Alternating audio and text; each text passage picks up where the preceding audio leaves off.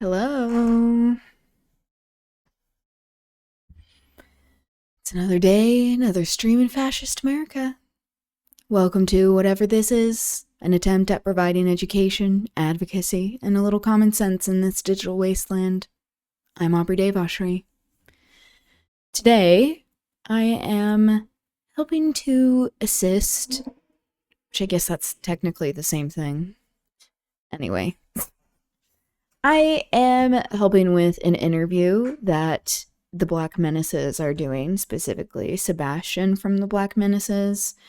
They are a group who started at Brigham Young University, a Mormon school that's owned by the LDS Church that unfortunately I also attended. And they are known for asking people questions about race and political events, and that has been incredibly necessary to wake a lot of people up on campus. But as we have seen, like just having one interaction with someone does not always change their minds, because that white supremacist brainwashing that is supported by these racist systems of white cis heteropatriarchy ableism is very hard to deconstruct. So, we will be watching that. It is starting at 3 o'clock, so just in a couple of minutes, we'll see what kind of questions we get in there. Liban especially has a past of working with TikTok and Facebook, what is formerly, or I guess the formal name as Meta. And so I am wanting to ask some confronting questions about that, especially with this egregious response he gave in a meeting saying that he disagrees with Bernie Sanders in having a moratorium on data centers in general. He has since softened his language and walked back some of these statements with all of this very public backlash against the data center that is being built in Box Elder County, spearheaded by Kevin O'Leary, Mr. Not So Wonderful, which has also brought attention to the many other data centers that are being built in the state and just the nation at large, how they are rapidly contributing to the deterioration of people's already deteriorating material conditions. So I am interested in asking him some difficult questions because we see how in Utah politics, in politics in general, how politicians really are compromised most of the time. But I do think it is good to ask them these difficult questions and have them on the record to help them understand, and not just help them, but the public in general, that's the most important thing, that there are people who often give lip service to things that they claim to care about, especially when it comes to workers' rights, something that Liban has said that he is a staunch supporter of, but like many people who are involved in unionizing work locally, what they have said is that Liban, as well as Nate Bluen, someone who is also running for this CD1 district in Utah, this new district that was created, that they have shown up at the end of these rallies, kind of like waved some signs around, done an interview, taken their little photo ops, and then have left. So that's unacceptable. We need people who are actually invested in on the ground work. So we will talk about that. We'll talk about the strike situation, the contract that UTA workers are currently working towards, and make sure that we have some background information on what is going on there. There is a whole lot of misinformation, disinformation that is being spread, particularly by UTA executives, surprise, surprise, engaging in just overt boss shit that is deplorable. There were some of these executives that went to the Olympics in Milan while negotiations were happening. And so this is like the most egregious example of what has been happening with executives, but they continue to give themselves pay raises while wages are not being raised in a manner that actually provides a livable wage for people. It also is just deplorable how like the working conditions themselves have just continued to deteriorate over time. But we see how, in general, the importance of advocating for workers' rights, this often is happening on the ground with transportation workers, with factory workers, with people who are on the front lines of experiencing what all of these changes in society are like as capitalism is in its late stages, just continuing to exploit and extract as much as possible from all of us, but especially workers. So I want to go over some of that history, the history of labor in general, where some of our leverage comes from, but also transportation labor history, because it is very important and has really set the stage for the larger labor movement in the US in general, especially when we go back all the way to like the building of railroads and the rampant exploitation. Get some history there, and then we will watch a little funny video, get a little hee hee hee, ha ha ha in there, and then we'll continue the reading of The Scarlet Pimpernel, that aristocratic propaganda that we have much to learn from, with not only its horrible writing, to not replicate that, do not aspire to Baroness Orsi's bad writing, but also to learn about more of the tactics that the ruling class, the aristocratic class that, let's be honest, has not been eliminated, that still exists in the US. It's not even class, it's just caste. And I think we need to be using that word more frequently and effectively when we're talking about the politics and the situation that we are all finding ourselves in the material world. So that's a bit of a rundown. I'm currently waiting for this to be launched. Waiting to hear back from the interviewer and just seeing where that goes. Mostly I'm just happy to help out wherever I'm needed, since this is not like my project. But yeah, especially when it comes to making sure that certain questions are asked, I'm happy to volunteer for this. Hello, Linton. Welcome. How are you doing? It's good to see you.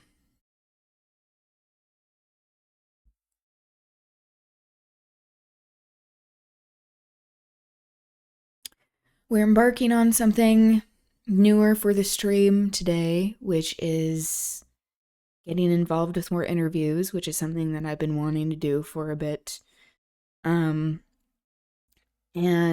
this is with a local politician who is running for national office, running for Congress.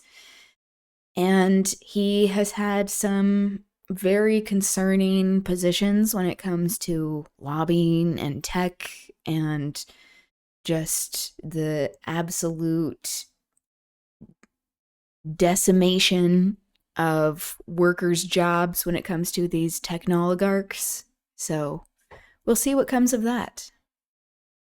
Hello, Tan. Welcome. Been playing the fuck out of a new game. Amazing. Love to hear that. What game is it? Have you talked about it before? I'm trying to remember. I pride myself on like remembering little things about people, but I'm not always living up to this quality that I think about myself. And how are things with you, Tan? Oh, I haven't checked the Discord yet. Oh, I also need to do that.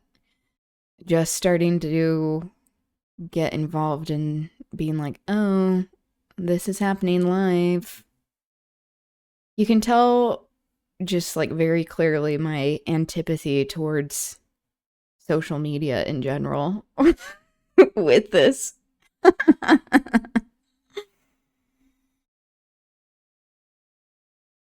We're going to announce it on Instagram. I joined Instagram. I joined TikTok. I'm in the process of joining Blue Ski, as what some of these conservative representatives say. It's annoying to me. It stresses me out. But especially having done like social media management work, it's mostly like, I just understand how this stuff works and just how rigged the whole system is. It's even more than what people even talk about. Really, just whoever has the most money gets the most notice. And then with these these fascist oligarchs controlling the algorithms, they intentionally uplift certain content that, surprise, surprise, aligns with their larger political agenda and worldviews. Okay, I just did that on Instagram. Now I'll go to the Discord.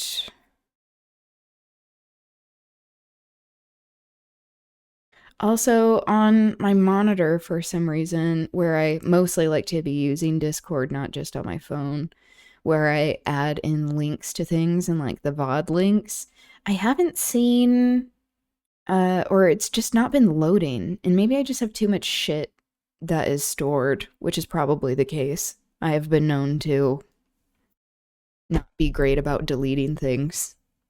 The new Forza just putting stupid ass engines in small ass cars driving around Japan. Love that. This is also showing me not being a gamer. I don't know what Forza is, but I'm glad you're having a good time. Love that. Tan, in the gym. I mean, you have been so consistent. It really is admirable, I have to say.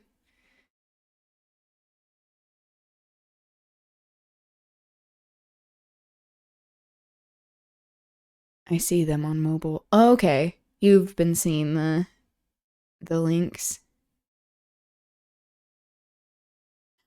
Hello, Turd Bomb. Welcome. I'm joining an interview with Liban. He has some egregious perspectives when it comes to tech that he has since been walking back with the very public outcry against the data centers that are being built in the state. So we'll see where that goes. Because really, I'm just happy to like assist wherever. Because apparently, this is the Black Menace's first stream they've ever done on Twitch. So I'm like, if you need me to do tech support, I'm not going to claim that I am great at this. Like, having done a few streams here and there, perhaps I can help with moderation. I don't know. Just Microsoft's racing franchise. Microsoft racing franchise. Oh, that's funny. Yeah, going back to the Discord links, mostly I just need to delete stuff because I let storage get out of hand on all of my devices because I just don't care.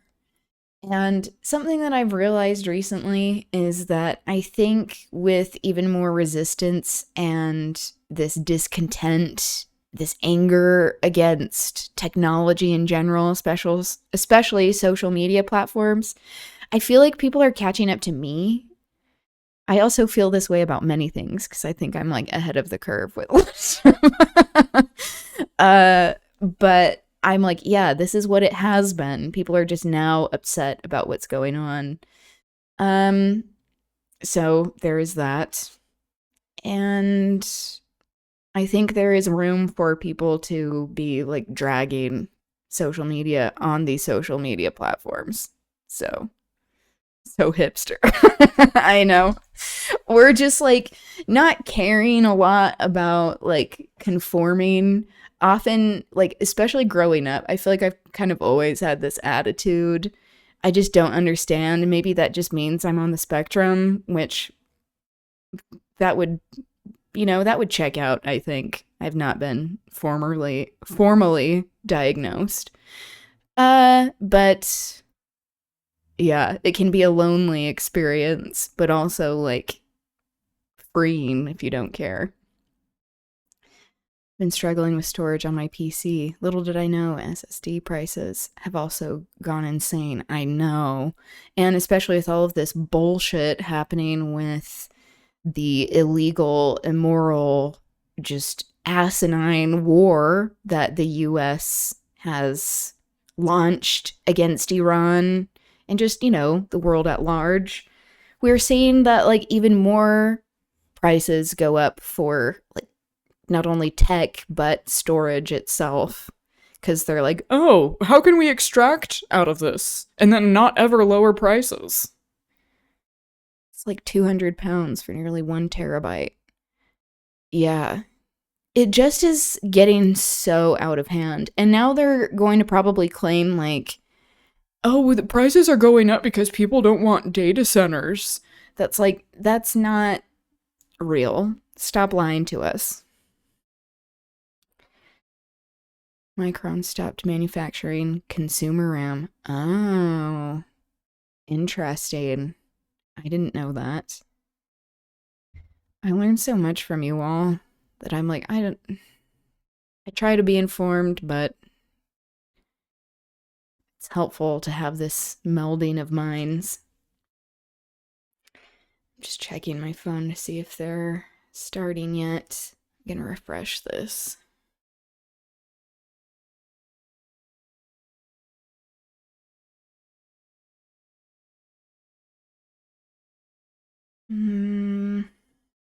Yeah, not seeing that come in.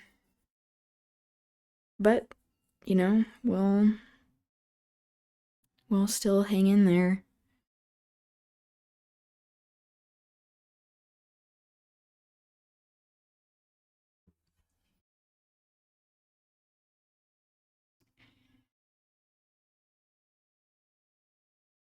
Prices going up because tech manufacturers are sending most of their supply to data centers, all of different varieties of components. Yeah. And also how, like, with these data centers, oh, I just got a message. We'll see. I also have not, like, collaborated with someone on a stream, which I have been wanting to do, but, like,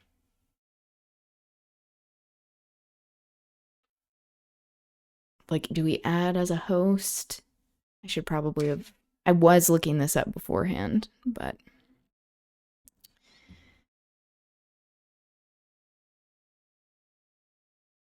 I'm going to be spectating mostly and just helping with the chat, I think, like fielding questions is what I'm assuming. Is there a way to, like, once you start a raid so that we can, like, add to the numbers there, is there a way to end the raid and have you all, like, come back to this?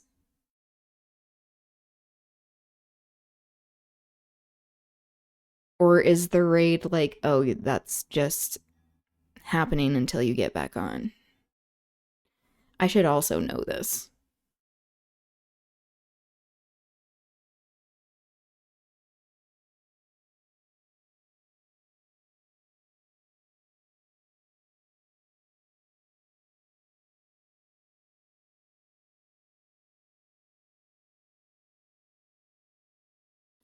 Maybe streaming together would work better than a raid.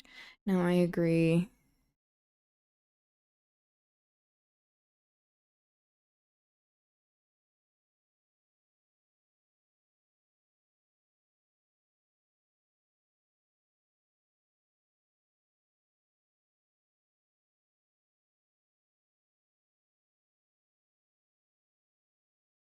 I'm gonna just message him back.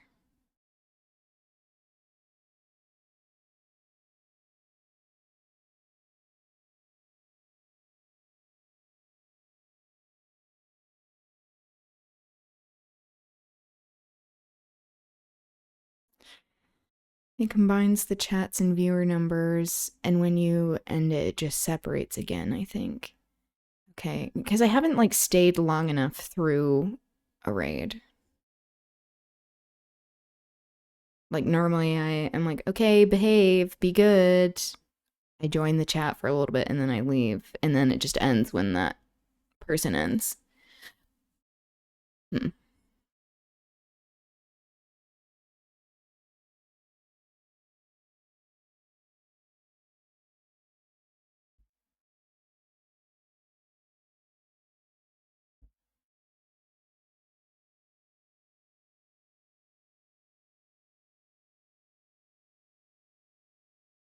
I'm gonna look this up.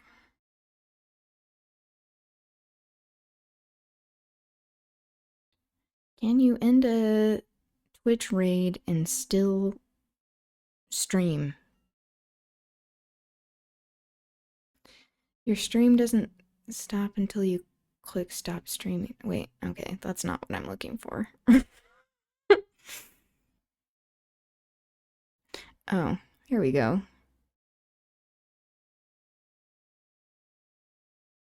Okay, yeah, your stream will continue after. Okay, maybe that does help. That can be helpful just so that we can combine our audiences a bit. If we're not doing like a co host situation.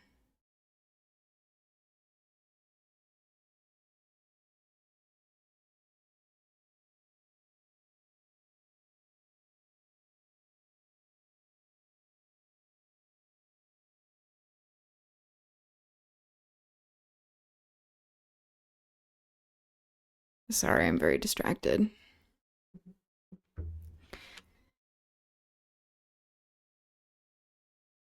don't know how to do it though. I don't I know me asking everyone else except like looking it up when I should probably just know this.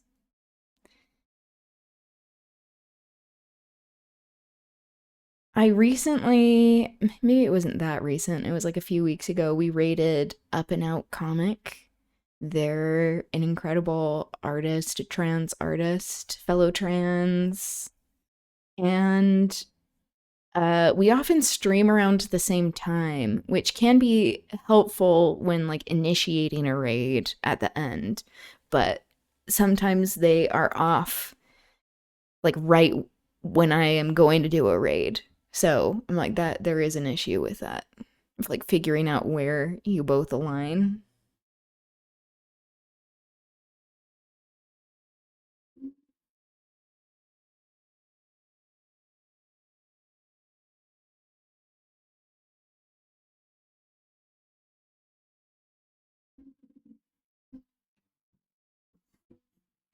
I also have to turn off like all of my notifications for social media. I do have the Discord ones on, so there's that. Um, just because it's too much. It just is too much.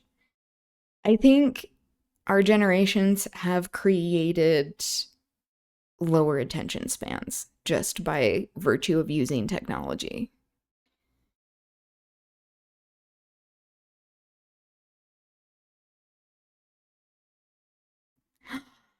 Third bomb, I just saw that you did a kendama edit and also sent a couple of songs that will go over tomorrow for Culture Corner. Yay. I'm very excited. I'm very excited to watch the edit and also listen to these songs slash watch the music videos. Most notifications get read like my email. I know. My like personal email folder is like, oh, I have like over 1,000 messages. That's like, ugh, seriously? Even with separating like junk email from regular stuff, it just is too much.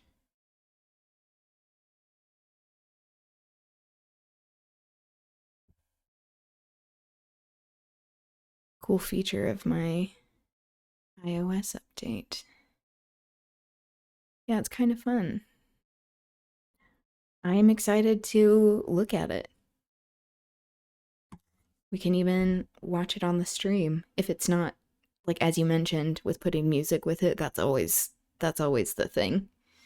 Which like often if it's just in the background and isn't too loud, things aren't taken down, but like YouTube is so fucking picky about copyright when it comes to music. Having experienced this with trying to upload culture corners and shit.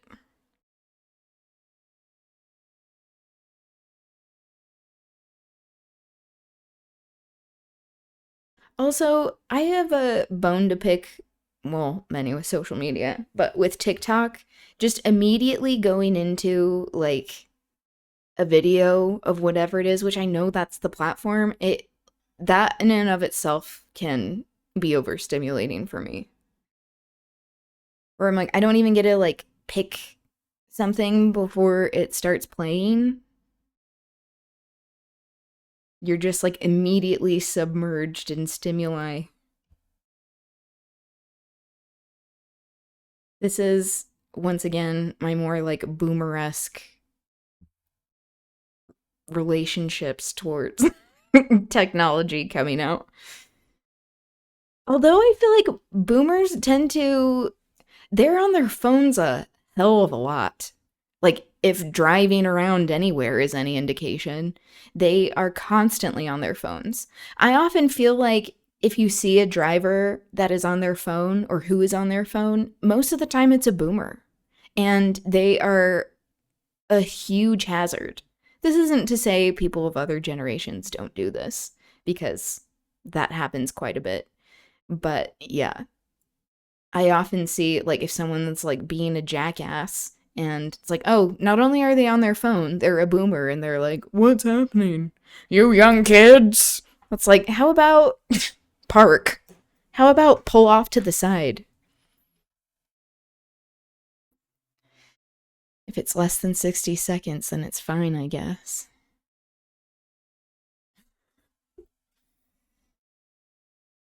With opening TikTok,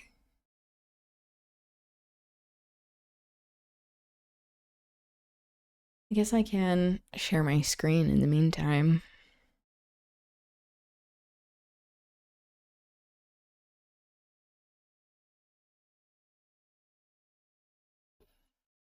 This is what I'm seeing on my end.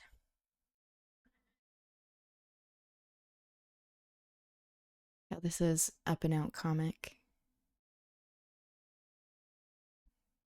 They do some really cool art of digital design. Oh, the kendama edit. Oh, yeah, yeah, yeah. Okay. The music, if you're playing 60 seconds or less. My video says it's blocked. Oh,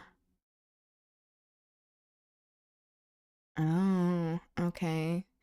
I think also, yeah, if you like pause in between, if you don't have it super loud or you're like speaking over it, that often is a workaround that I have found. Also, Twitch can be particular about copyrighted music for that exact reason, too. Like, there was one time I got a copyright strike on Twitch, and they're like, if you get one more, then you get punished or something. And not even like what sounds like a fun punishment, a punishment, if you will, that I'm like, okay, calm down. You don't want people to learn about good art?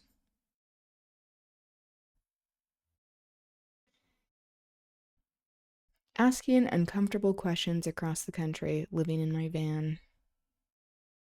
1 million across platforms. UTA of the year. Oh, I didn't know that. Sebastian got that. Because he's been the main person that I've seen. Is he the person who founded it? I should probably know that as well.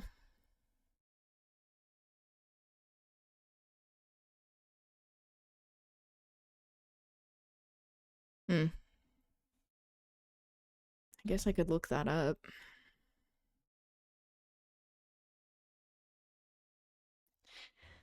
What's your take on Liban? From what I've seen, I like his platform. Yeah, so like on its face, I think his platform looks very solid. It tends to address workers' rights, just the working class, quite a lot. More than the other candidates, even Nate Bluin, who will show up occasionally to sometimes organizing events. But from what I've heard of both Liban and Nate Bluin, is that particularly with people who are in unions and who are organizing with this latest action that happened with the UTA, this rodeo that they did, this rally, both of them showed up, but like near the end and only for like a half hour. They did like a photo op. They didn't really ask questions or like try to get to know anyone, apparently, and left quickly. So it's like this is also part of the problem of like it's not enough for people to not be bought and sold, accepting all of this corporate money, but we have to look at their intentions behind things because often politicians act in a very exploitative manner. Apparently, Liban, he worked for TikTok and Facebook, Instagram, and helped with like their media, like their PR. And so that has been concerning just with his Silicon Valley associations, and I don't know if he's accepted corporate money. I'm going to look that up. I should know that as well. Look at me being so prepared. He also said not too long ago, it was like a month ago or a little over a month ago, he was like, I don't agree with Bernie Sanders in having a moratorium for AI data centers or just data centers in general. And like what some, as I was discussing it with some people earlier today, like I do feel like that's a pretty disqualifying stance to take, especially now. Like you can't be pro worker, for pro labor rights, while also not addressing the very entities that are making it so that people are losing their jobs. Yeah, that's not cool. Yeah. So it's like, once again, we just see politicians acting how politicians do. And this is why, like, so many people in community organizing, labor organizing, there's the phrase of like, electoral politics don't save us. They do have an impact on our material conditions, whether we like it or not, as we have seen with all of these corrupt politicians selling us out time and time again. Which is why we need people who actually have a backbone. So not only is it concerning in my mind that Liban said that about data centers, but also that he's been softening his language since then of just being more like trying to read the room and not be using labor opportunistically. So like not addressing the fact that like he worked for these entities that are also part of the problem. Like, having worked for the state of Utah, like, I can say, like, oh, I was working for an entity that is part of the problem. But also, like, how are people moving within these spaces? And do they actually try to enact any sort of change? Or are they moving with this oppressive system? Corporate donations. Okay. He said, I do not take money from corporate PACs. However, he does seem to have been fairly enriched by working for these technoligarchs. Yeah, he's saying all grassroots donations. So it's good to be asking people hard questions. It doesn't mean that, like that is the fix, but especially with like PR and making it so that we have this evidence on the public record, educating the public about people's intentions, I think is really important. Because, like, on face value, like, I knew some of this stuff about Liban, but it's like this is what people who are desiring to be in positions of power need to constantly be confronted with. Hard questions that make it so that we can see what their true intentions are. Because if someone is still in line with corporate interests and they don't accept corporate PAC money or corporate donations, it's like that doesn't mean that they aren't going to be acting in a way that favors corporations. It just is more underhanded.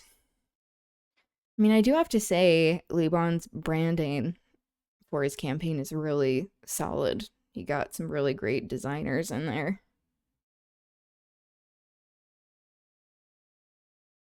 I think one of the things that really pushed Liban to the front, because he won the Democratic nomination. Nate Bluin is still running. He hasn't backed out. He is not the Democratic nominee. And as well as these other people, these other two dudes. It's always dudes. Always bourgeois politics.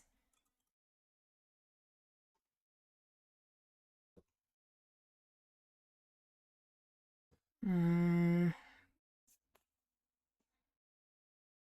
go to Ballotpedia.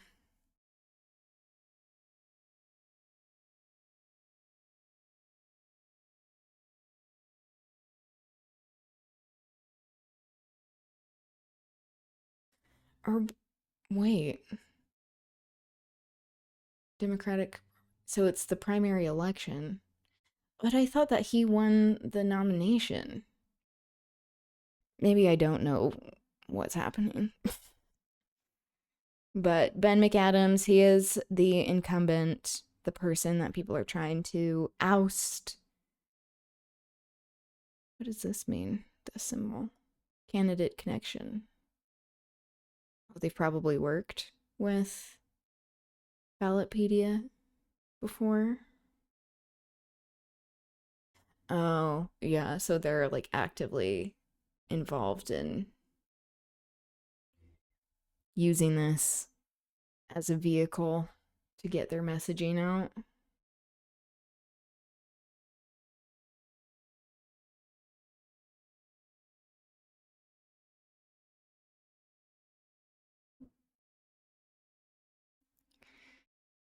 Just one step in the right direction, but not at the destination. Yeah, it's unfortunate because, like, we're still living in the world of voting for the least deplorable option. And this is the case basically all around the country, around the world in many aspects. But yeah, it's like we're in these bourgeois politics where people have to be in a position of power or have money to even run in the first place. And that's part of the problem of, like, Liban is very young, and so it's surprising that he has surged in his candidacy. But it also has to do with him having more connections, I think, with Silicon Valley. Like, that is concerning.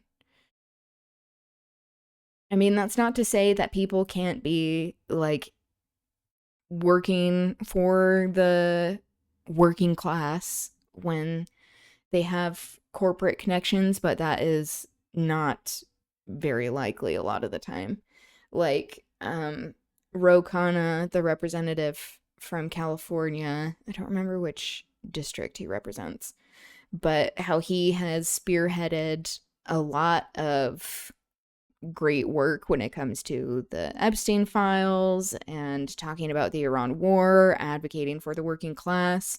But he still has people, like connections in these spaces that I think has concerned many people, and that is not without justification. Has he filled out thing here? Yeah, it looks like it.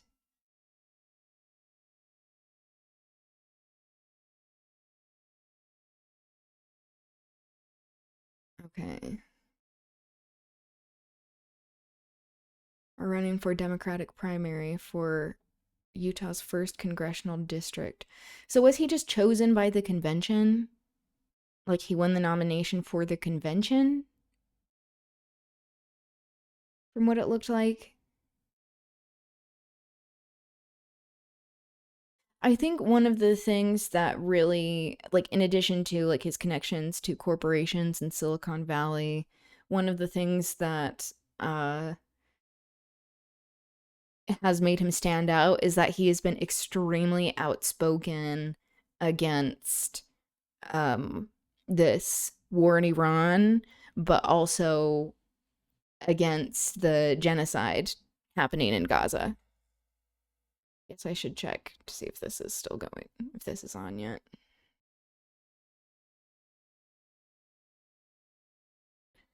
Okay.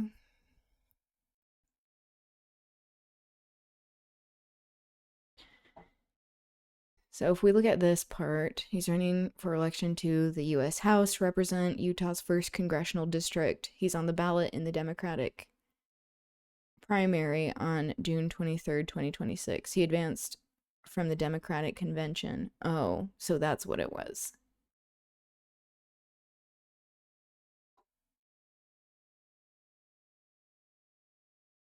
Okay. Earned an associate degree in general studies from Utah State and a bachelor's degree in strategic communications from the U of U. His professional experience includes working on policy analysis and government relations at TikTok, Meta, and the American Heart Association. Yeah, so he was helping with like some PR. And while it may look like he's acting like on behalf of the people, like for the government or uh like for these corporations, it often is more of like a lobbying position, which is concerning. So if we look at his personal LinkedIn. Oh, you can't find it?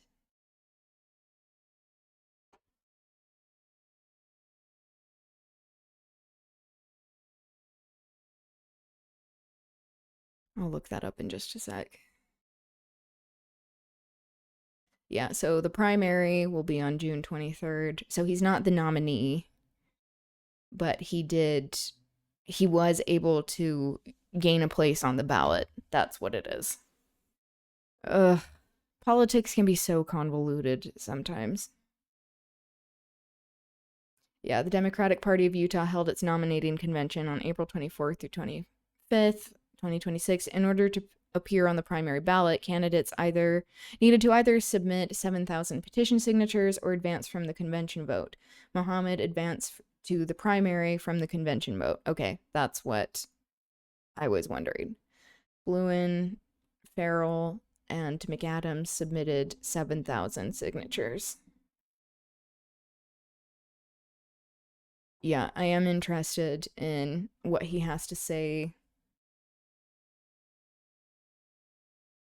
about his previous corporate connections. The race is revealing the divisions within the Democratic Party between the largely older moderate pragmatists and the rising generation of progressive idealists inspired by the likes of Vermont Senator Bernie Sanders and New York City Mayor Zoran Mamdani. Local radio station KUER quoted Weber State University professor Leah Murray as saying, "There's not a lot of policy difference between these people. So the answer is, I have to show some difference between me and the other people in my party, right?" Bluin was elected to the Utah Senate in 2022, one of the other people who is vying for this Democratic nomination.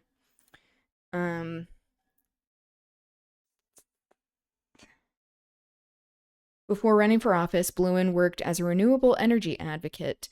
So, like, that past is, like, on its face, it looks a little less compromised. But again, like, I have personally seen Nate Bluin at some organizing events, also some protests where he shows up near the end again, and he has like all of these lights that he comes with, and like he's in his best attire, which I guess like politicians do that anyway. But he's looking to be interviewed, which I mean that is part of like your job when you're campaigning or being a politician, but also like it would be nice to see him be involved in the actual work of organizing these events. Bluin's campaign website says he is proud of being labeled a punk after standing up to Republican leadership and getting his mic cut off on the Senate floor on numerous occasions. Yeah, that is true. We're not going to beat Donald Trump and the billionaires buying influence in Washington unless we're willing to fight. McAdams is an attorney and represented Utah's 4th Congressional District, so another one of the opponents, from 2019 to 2021. The district lines of the 4th District during McAdams' term overlapped with the lines of the new 1st District. McAdams served as Salt Lake County Mayor from 2013 to 2019 and in the Utah Senate from 2008 to 2012. McAdams says he is running because what's happening in Washington isn't working for people. Mohamed is an advocate and policy analyst who worked for the American Heart Association, Meta, and TikTok. In a speech at the Utah Democratic Party convention, Mohamed said, from the beginning of this race, everybody told me, Liban, this is too bold, too different, too risky. So I ask you, what is the bigger risk? The risk of fighting for economic justice or the risk of staying silent as our costs rise and wages stay stagnant? But again, we have to be like, okay, costs will continue to rise, wages will be a non-issue. I mean, they'll be the issue if people are laid off. People won't have wages if they're laid off by data centers. He also, in his speech, one of his speeches at the Democratic Party convention was, he was talking about Palestinian rights and humanity, advocating for Palestinian liberation or just being against genocide, and someone like started yelling at him and that person got kicked out, and then he got like a huge round of applause. So I think that also has been a huge aspect of his rise.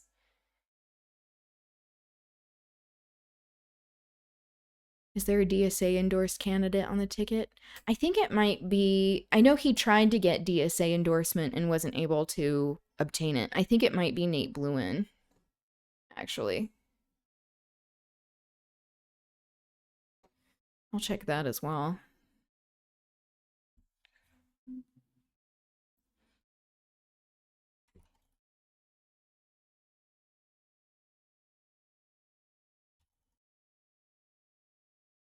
Utah CD1.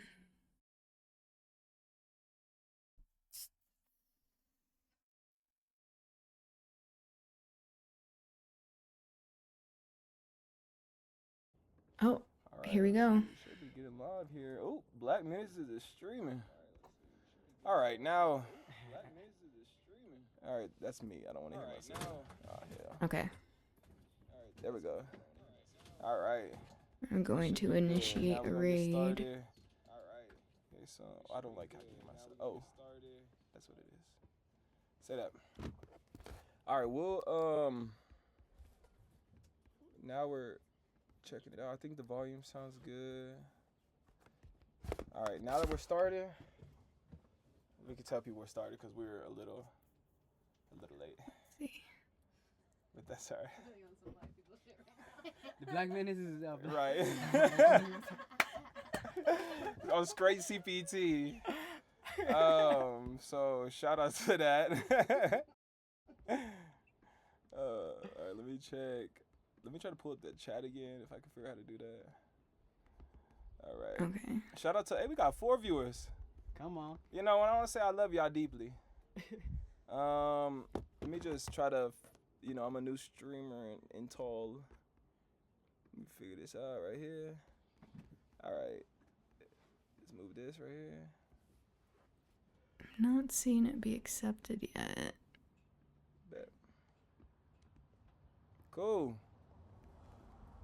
All right, let me go right here with it. That's nice. Let me get the water too. There's a water bottle right there. Yes, thank you. Yeah, we got somebody spamming your name right now. I have no Oh, idea. here we go. Whoever's spamming my name, love you. All right, I'm just going. Is it showing up on your all's end? That we're live, actually. Yeah, let's do it. What up, y'all? It's official. We're actually live now. So if you join the link, we will. Look at that. We got 6 viewers. We're famous. This shit's crazy. Come through. Perfect. Hey, non-viewers. All right. Shout out to y'all. I love y'all. We're gonna be starting any second. Let me just tell people that we're actually doing this thing, and that'll be helpful. Nothing has changed. Let me try that again. This. I wonder if they have the settings up. And then, sorry, what am I Let me looking see. for? I'm looking for the link to this. That's what I'm looking for. All right. They live for real, like live for real, like live for real. This is my first time doing this stream. Hey, It's me gonna too, be bro. dope. I've only done like streams on TikTok before, like for like 2 seconds. All right. Fire. Well, brother, it is an honor to be here with you. And make sure the cam looks good. I'm gonna tilt it down just a tad. Hmm.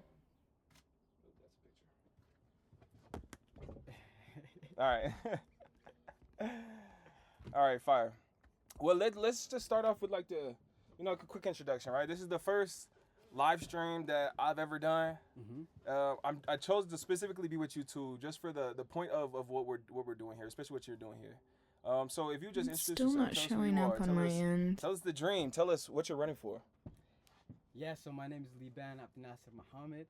I was born and raised in the beautiful state of Utah to Somali immigrant parents, and I'm running for Utah's first congressional district. Yeah. We just won the Utah Democratic Convention.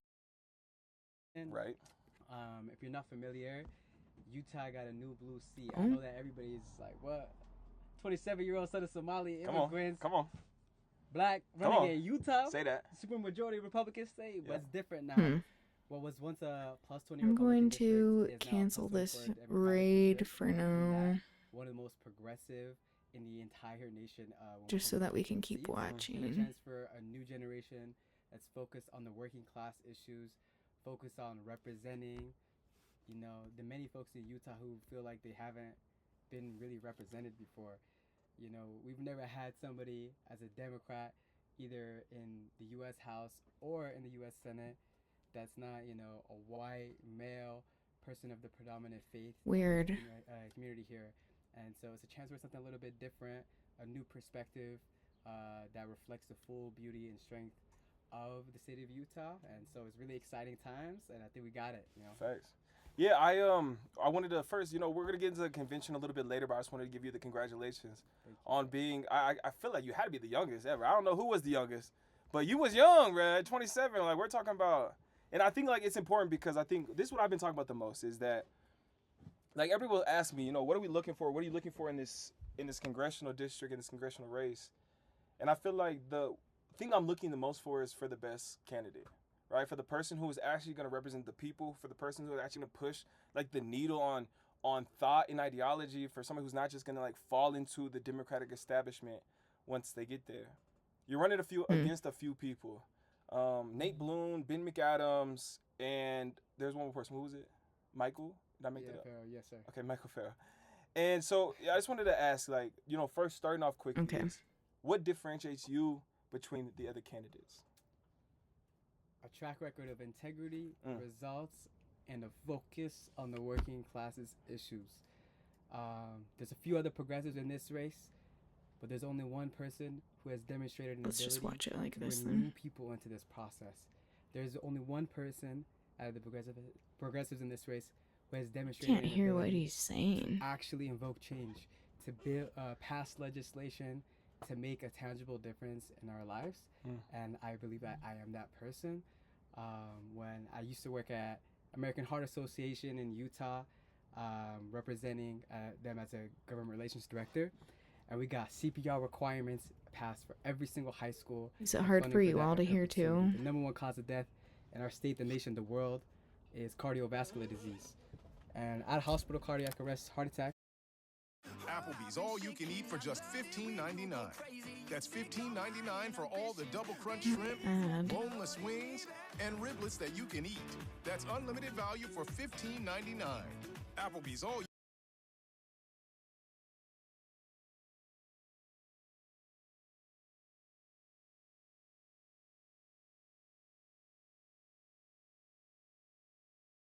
Not the army. Is that the army? Oh, yeah.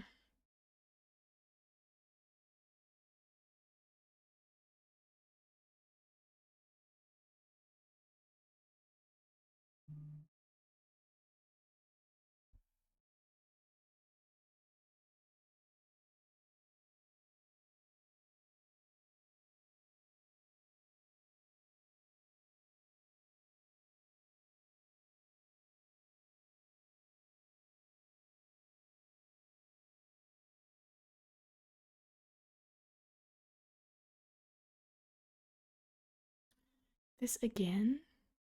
Or is it just continuing?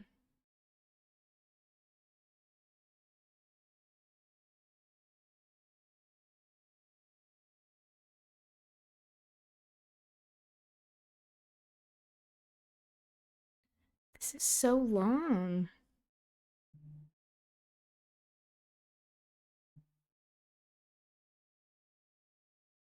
Okay. An opportunity to have a progressive leader win and represent us with those types of politics, more than just a homogenous one perspective, Can you all one hear? type of person, right? There's a lot more beauty to who we are, especially this district. I mean, this district, we got 60,000 refugees. Right, come on. We got 120,000 people from our Latinx community. Shout out to my Latino community. Shout out. We got 60,000 Muslims. Right. 40%, almost half of this district are people of color. The Democratic Party has never sent somebody who was not a white man to Congress. Say that. It's time for something a little bit different. Time to Yeah, show that maybe we not. have more to our society. More He to let our me know that he perspectives, and did the not just settings, but calling a person from those also communities, Twitch but can someone be with a track record of integrity and annoying results. And we to can figure do this, out. bro. We can do this. This is what the opportunity is. So not only to have the ideological leadership, but the representational leadership. Right. Somebody that people can look at and trust, and see themselves in, to inspire growth and change that our future is inevitably going to hold. Yeah. We're gonna jump into a quick this or that game, or a yes or no game, basically, right? Let's run it. We're expecting nothing crazy, no long answers. C Okay, or no. Sebastian is Luckily, much no louder. Is the same in all the languages. All right. First and foremost, do you support abolishing ICE? C, yes. C, yes. Do you support the new data center being built here in Utah? No. Okay, we're gonna come Data back to centers that. don't belong in deserts. Keep it going, though. Come on, say that. Do you support a universal healthcare or similar system? Yes, single-payer healthcare system. Healthcare is a human right. Do you think there's a genocide in Palestine? Absolutely. Would you support sending military aid of any kind to Israel or other countries that are committing war crimes alike? Absolutely not. Come on. Do you support taking direct action to address climate? 100%. Do you support APAC? Or do you receive APAC money, rather? No and no to the both Come on, questions. right. Do you support, do you receive corporate PAC money? Nope. And would you support corporate MAG money? Or would you like push for the elimination of corporations' involvement inside of our government? Yes, I support overturning Citizens United, Buckley's speech now. We need to end unlimited money in politics. Say that. So I'd like to hear. Do you support AI regulation? Absolutely. We need comprehensive legislation to address this immediate, imminent issue. 2 more questions. One is for me and the other one is for black people. Do you support decriminalizing weed? Yup. Come on. And do you support reparations for black people? I do. Say that. That is a pretty quick, we went through a lot of policies. And I think oftentimes what we've seen so much in the Democratic Party is that you ask a Democratic politician, is this thing happening? Is there a genocide happening? And instead of yes or no, it's this long drawn out answer about how, well, AIPAC isn't too bad, and actually Israel is this, or you know what I mean? It's like always like something incredibly drawn out. And what do you think is this difference? And we talk about the generational change between, people in office versus people who are coming to office. But it being more than just an age, and you kind of mentioned about this ideology, right? How do you see, if you were to be elected going into Congress, how do you see that kind of fight inside of Congress, being a young person with progressive views, going in and to try to take a hold? What does that look like for you? Fighting for the right thing is a really easy thing when you're not bought and paid for. When you're not taking corporate money, when you're not taking AIPAC money, suddenly you're able to speak the truth. Come on. And that's the number one thing that we got to fight out of all these policies. For people-centric policies to prevail, that first domino that has to fall is the influence that this big special interest money has on our elected officials. And what we see from this new generation of leadership is people who are not taking that money and people who are advocating for the right thing. Healthcare is a human right at a cheaper price, to make sure that every Utah, every American can afford the roof over their head, to make sure that parents don't have to choose between their paycheck and the well-being of their child. Sounds like no-brainer things, especially healthcare. If we could have healthcare for every single person at a lower overall cost at the same time, it's a no-brainer. But people who are taking this private insurance money, they can't do that. That's the difference between this generation and the status quo, the establishment, is we actually have that freedom that Americans are talking about because we're not bought and paid for. Yeah. I like what you had to say about that, right? And I think that is the direct correlation, right? When you see big money and billionaires and corporations inside of politics, we see opinions quickly change. And I kind of want to talk about that idea a little bit, and I want to talk about the convention. You won the convention. Yes, sir. Mr. Nominee, Mr. Winner, whatever is the correct answer. Come on. Something like, you won the convention. Mind you. So turn me up. Let's just start with there. Congratulations. Thank you. Congratulations. Because that is remarkable that a 27-year-old young Somalian black man was able to win, not just because of who you are as like your inherent identity, but simply the fact that you are an outsider coming in, you know what I mean? An outsider of the establishment coming in. Talk to me about what did you feel when we talked about on the phone a little bit. What was those moments like when you won the convention? That moment was actually probably one of the most. It'll go down as one of the most memorable moments of my entire life. One of the most beautiful experiences. We came in there as an underdog. We organized like crazy ahead.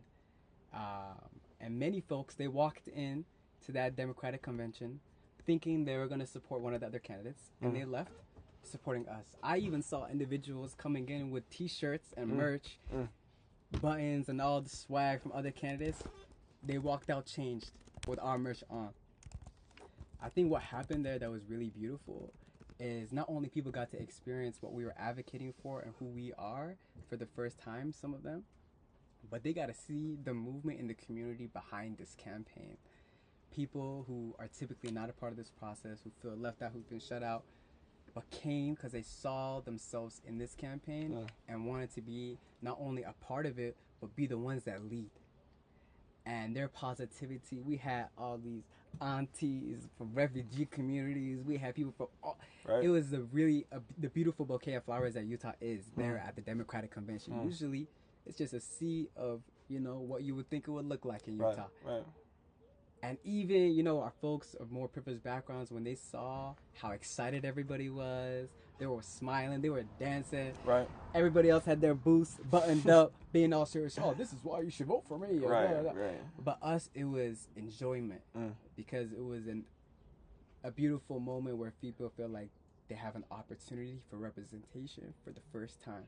And that feeling, that positivity, that like aura that was in the room, it was contagious.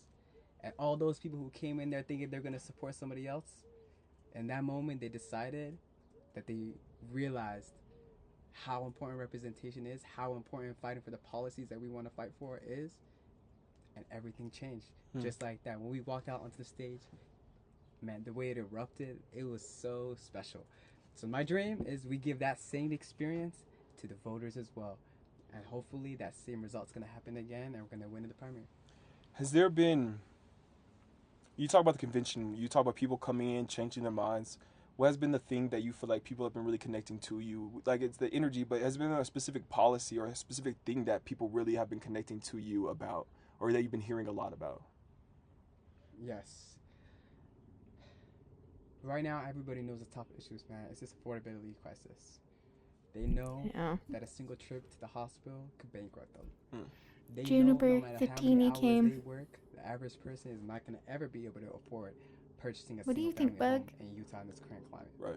They know that the cost of childcare in this district in Salt Lake County, the cost of childcare, if you make minimum wage and you're not charged $1 in tax and you do not pay $1 for anything else, you would have to work 10 months to be able to afford the median price of infant care for a year. This is the reality of our current economy and our society right now. And not only did they believe in the policies that we're fighting for to address these things, but they believed in the campaign and the movement and that it's our time to lead and we have what it takes to be the one to adequately fight them. So I think that's what it was all about, right? It's this trust, it's this hope. And I had a speech at a convention, and the line that I feel like really resonated the most and the crowd erupted was, Utahns are willing to take a risk on hope over the certainty of the status quo. Powerful. You know, we talked about the convention, right? You know, like this. I remember I called you a few days after the convention, or I don't remember how many days it was. And I remember just talking to you, hearing the excitement in your voice, you know what I mean? Like, it was this moment, right? And, you know, I think even just like from my perspective as like someone who was, I wasn't at the convention, I didn't, you know, whatever, is like when I saw that you had won, I was like, oh, like, because it was a powerful shock to show the fact that like we're not just a small campaign. You're the convention winner. I think that like that shaped something a little bit.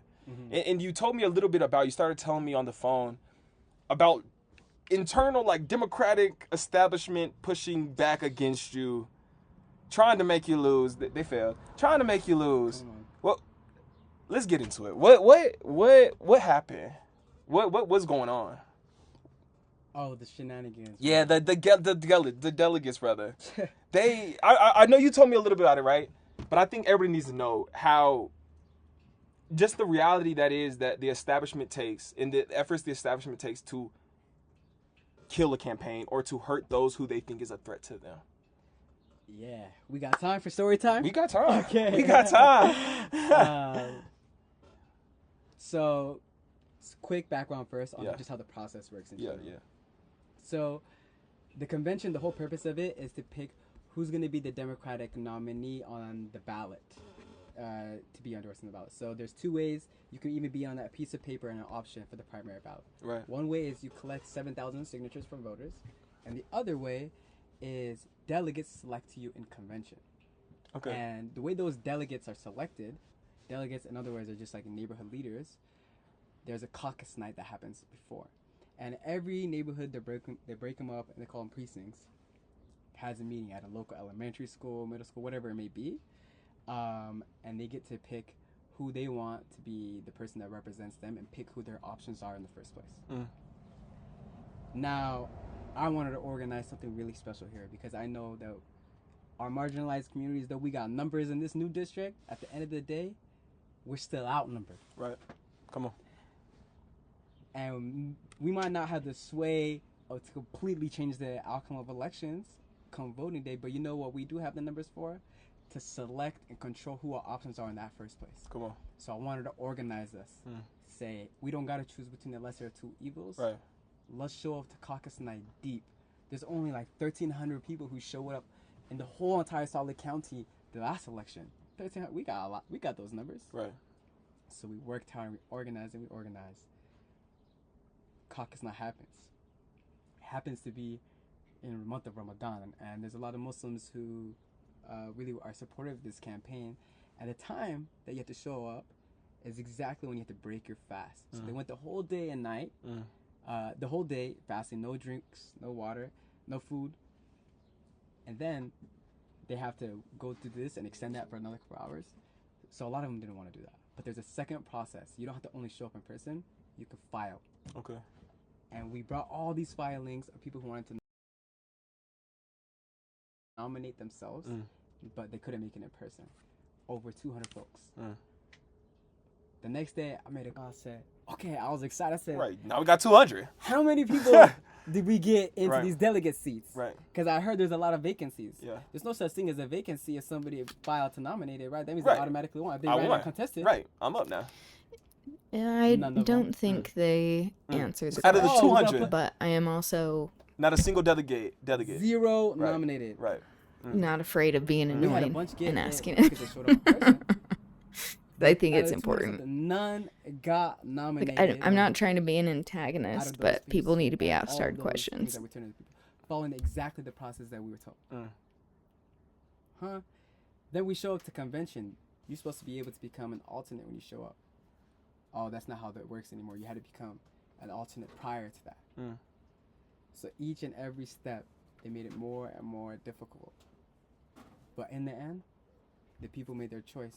No matter how hard it was to try to organize and get representation in there, Utahns decided to take that risk on hope, and we won. So it was really upsetting trying to like fight this establishment stuff. Even in the endorsement processes for the caucuses, it was difficult. But we ended up winning, I think, the majority or close to it Yeah. out of the caucuses. So I think that's what the process is going to be like, and we're just going to keep fighting. Yeah.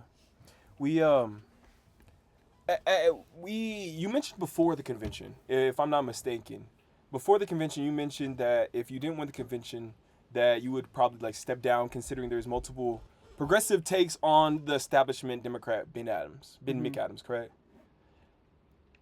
Now we're at a spot post-convention. We have the convention winner right here.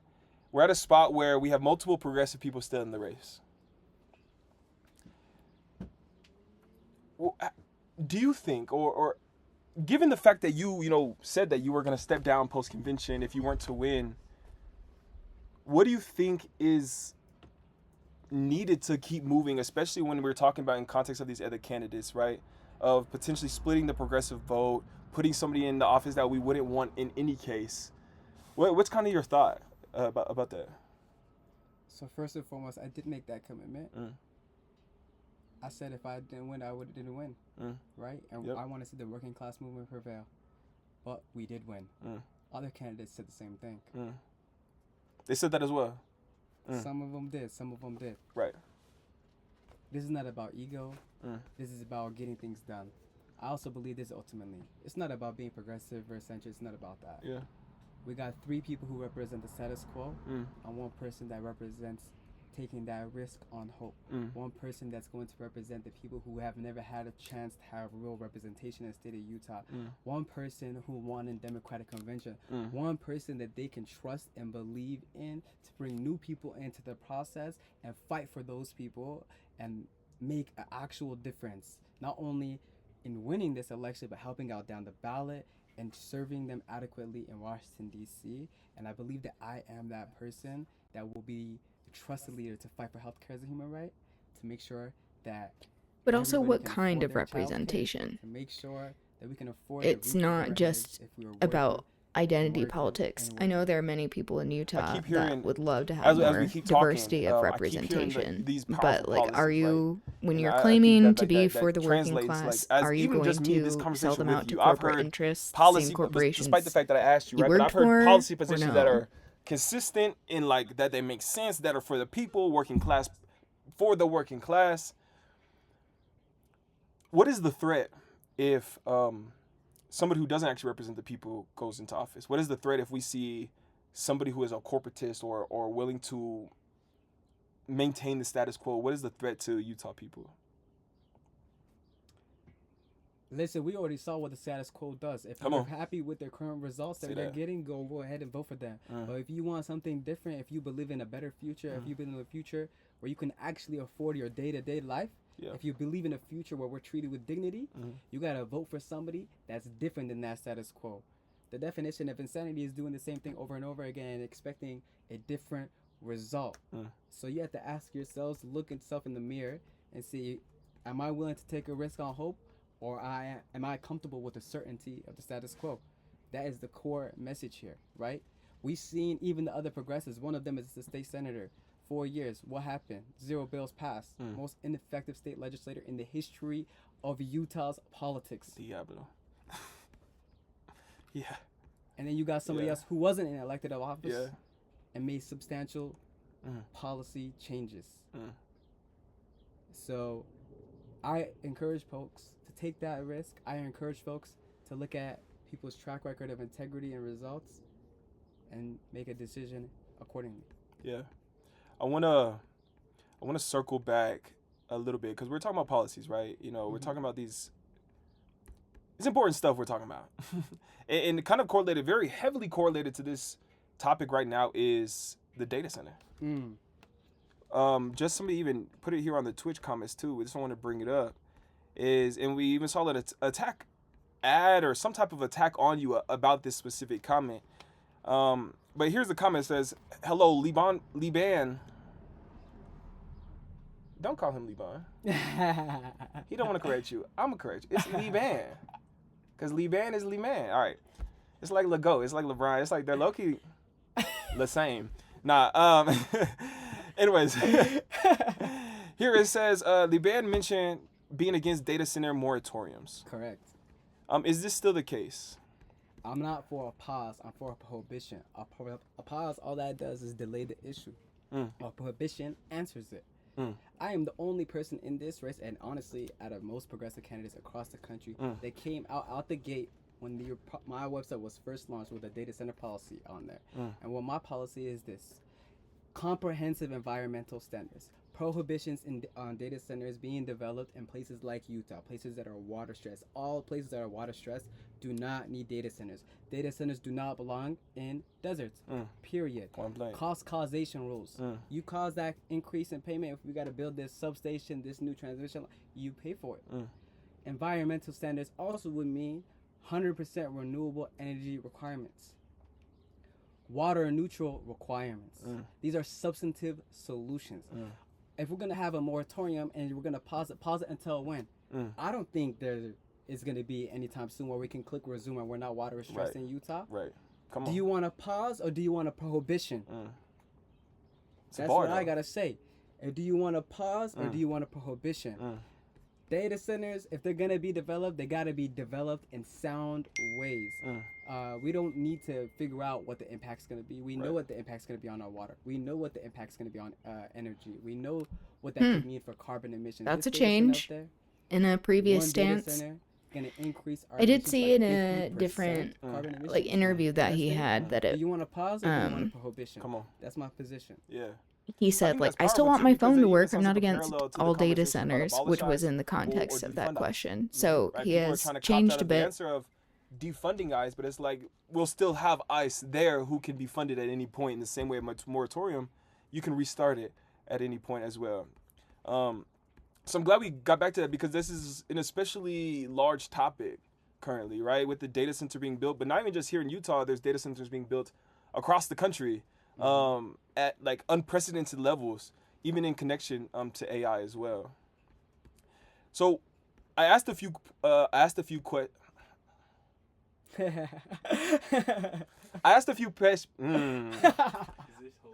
Yeah. Come on. Right. He's got it. I asked a few people to what they would ask you. You know, what would the average person ask a congressional candidate? They said, what are you going to do for me? So, Liban, what are you going to do for them? I'm going to listen, I'm going to learn, and I'm going to vote accordingly. Maybe a little nitpicky, but only coming at data centers from the environmental stance is icky. I agree. You're saying exactly what I was thinking, especially from someone purporting to be for the working class. Yeah, exactly. Their concerns, learn from their lived experiences, learn from their expertise. And we got 817,000 people in this district. If I'm informed by everybody in this district, I'm going to ask another question about his Silicon Valley connections and how and we're going to be able to vote with our conscience. he feels like he can be and that's something that I think is a fundamental good advocate for the working class. People are making decisions in the silo. People are making Correct. decisions based off of who's giving. I got you. I understood. It's time that we make decisions based off of These data centers are bad for many reasons. Yeah. It's like we don't have the resources, the natural resources, but also it's going to eliminate just so many jobs. What is your plan to maneuver around the establishment opposition and, threat onto you without then selling out? The same way we did in Democratic Convention. Move with the people, win with the people, we get things done together. Autocorrect. I agree. I think it has. Congress. This is about it being our time to lead. We didn't pick also with like even more AI. This campaign and our infiltration probably has an effect. A new framework of leadership that is done collectively, and the way that we're going to maneuver around the establishment on a personal, intimate, one-to-one level is not by badgering people in the headlines. There's a time to fight, there's a time to raise your voice, and there's a time to sit down and have a coffee, have a conversation. And you could count on me to sit with the people I disagree with the most and try to have that conversation, try to resonate. Voice to text too. It was bad before. At the end of the day, what we want to see are tangible outcomes. But not one time. I know. Voice to text, I just have never used. That's a bar though, rhetorical performance. But yeah. Because, that just brings in like a million examples. It's but first and foremost, that makes me think of Nancy Pelosi kneeling down with a dashiki on. Come on. Like, we see performances a lot. And there's actually a question that somebody asked in the comment section that I think is connected to this question, or to connect to that point of, like, we don't want to see just the same thing. Like these so many talking points.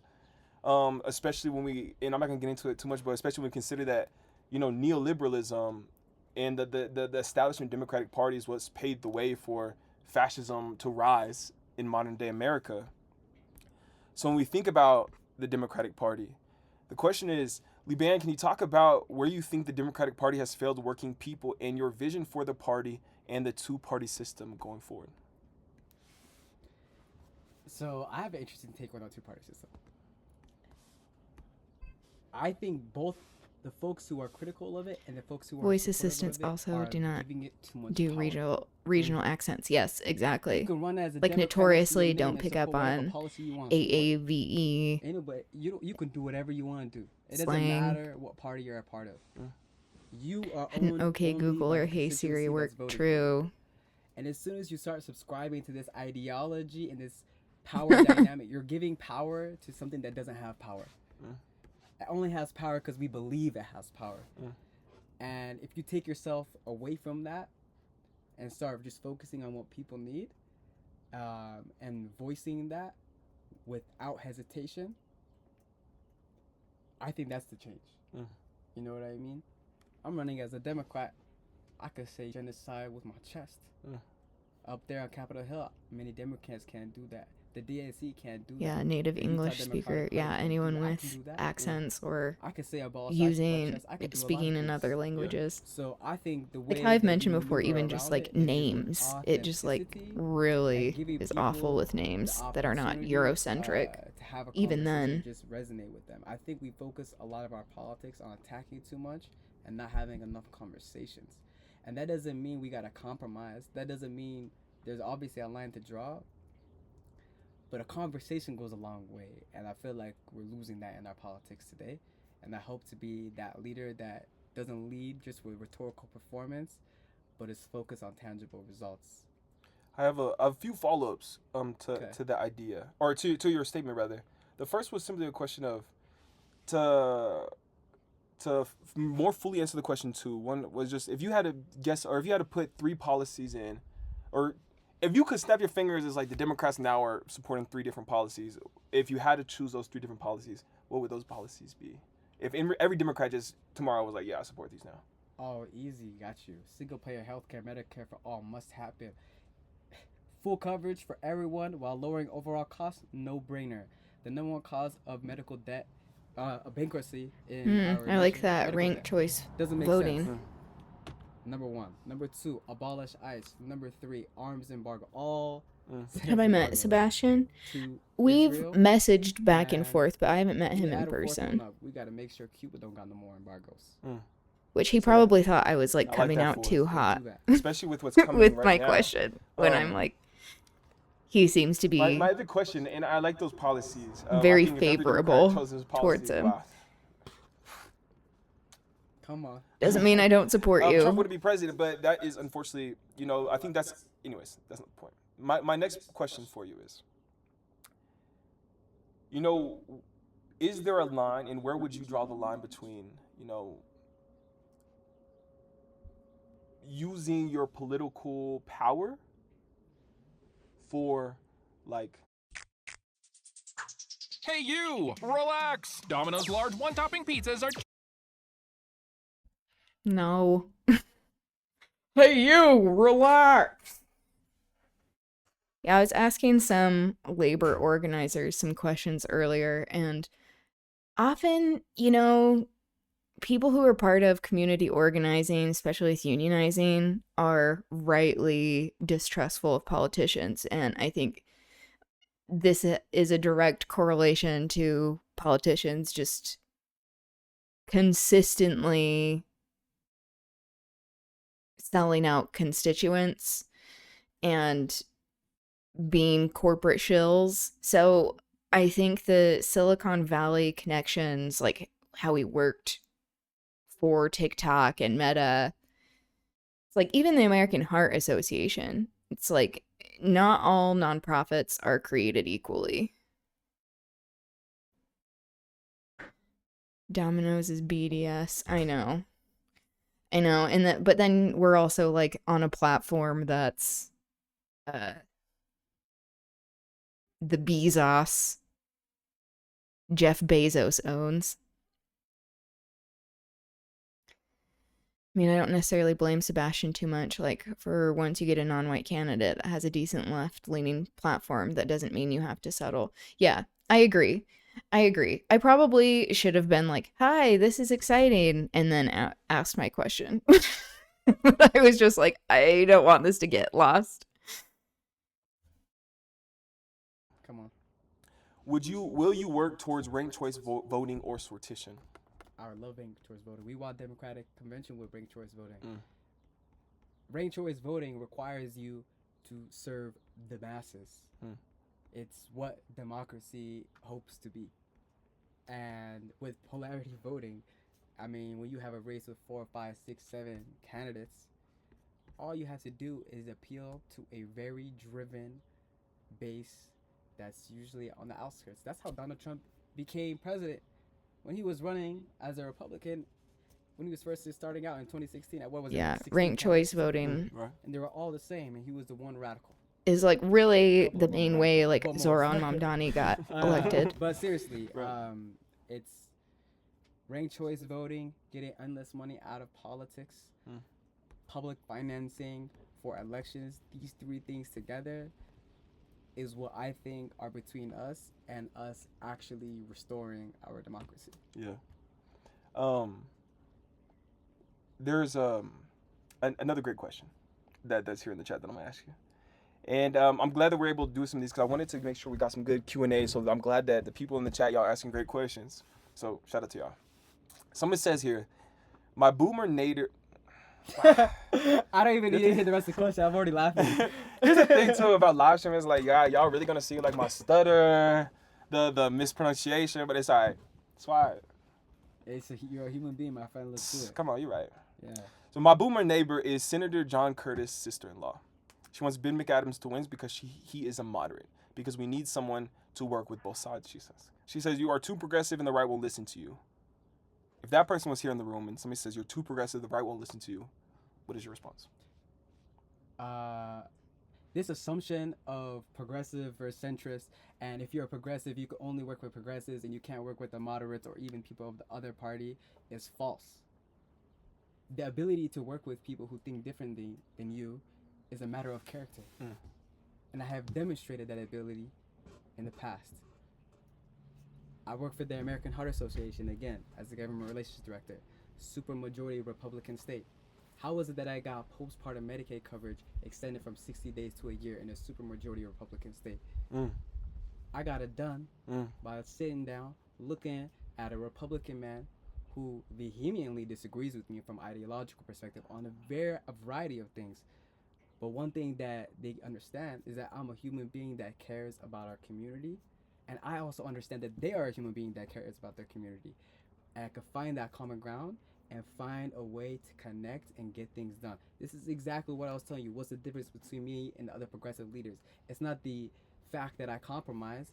It's the fact that I believe that we could stand on business, stand on our integrity and our principles from an ideological policy perspective and still get things done. And so I will be the one that gets things done because I've shown that I've gotten things done.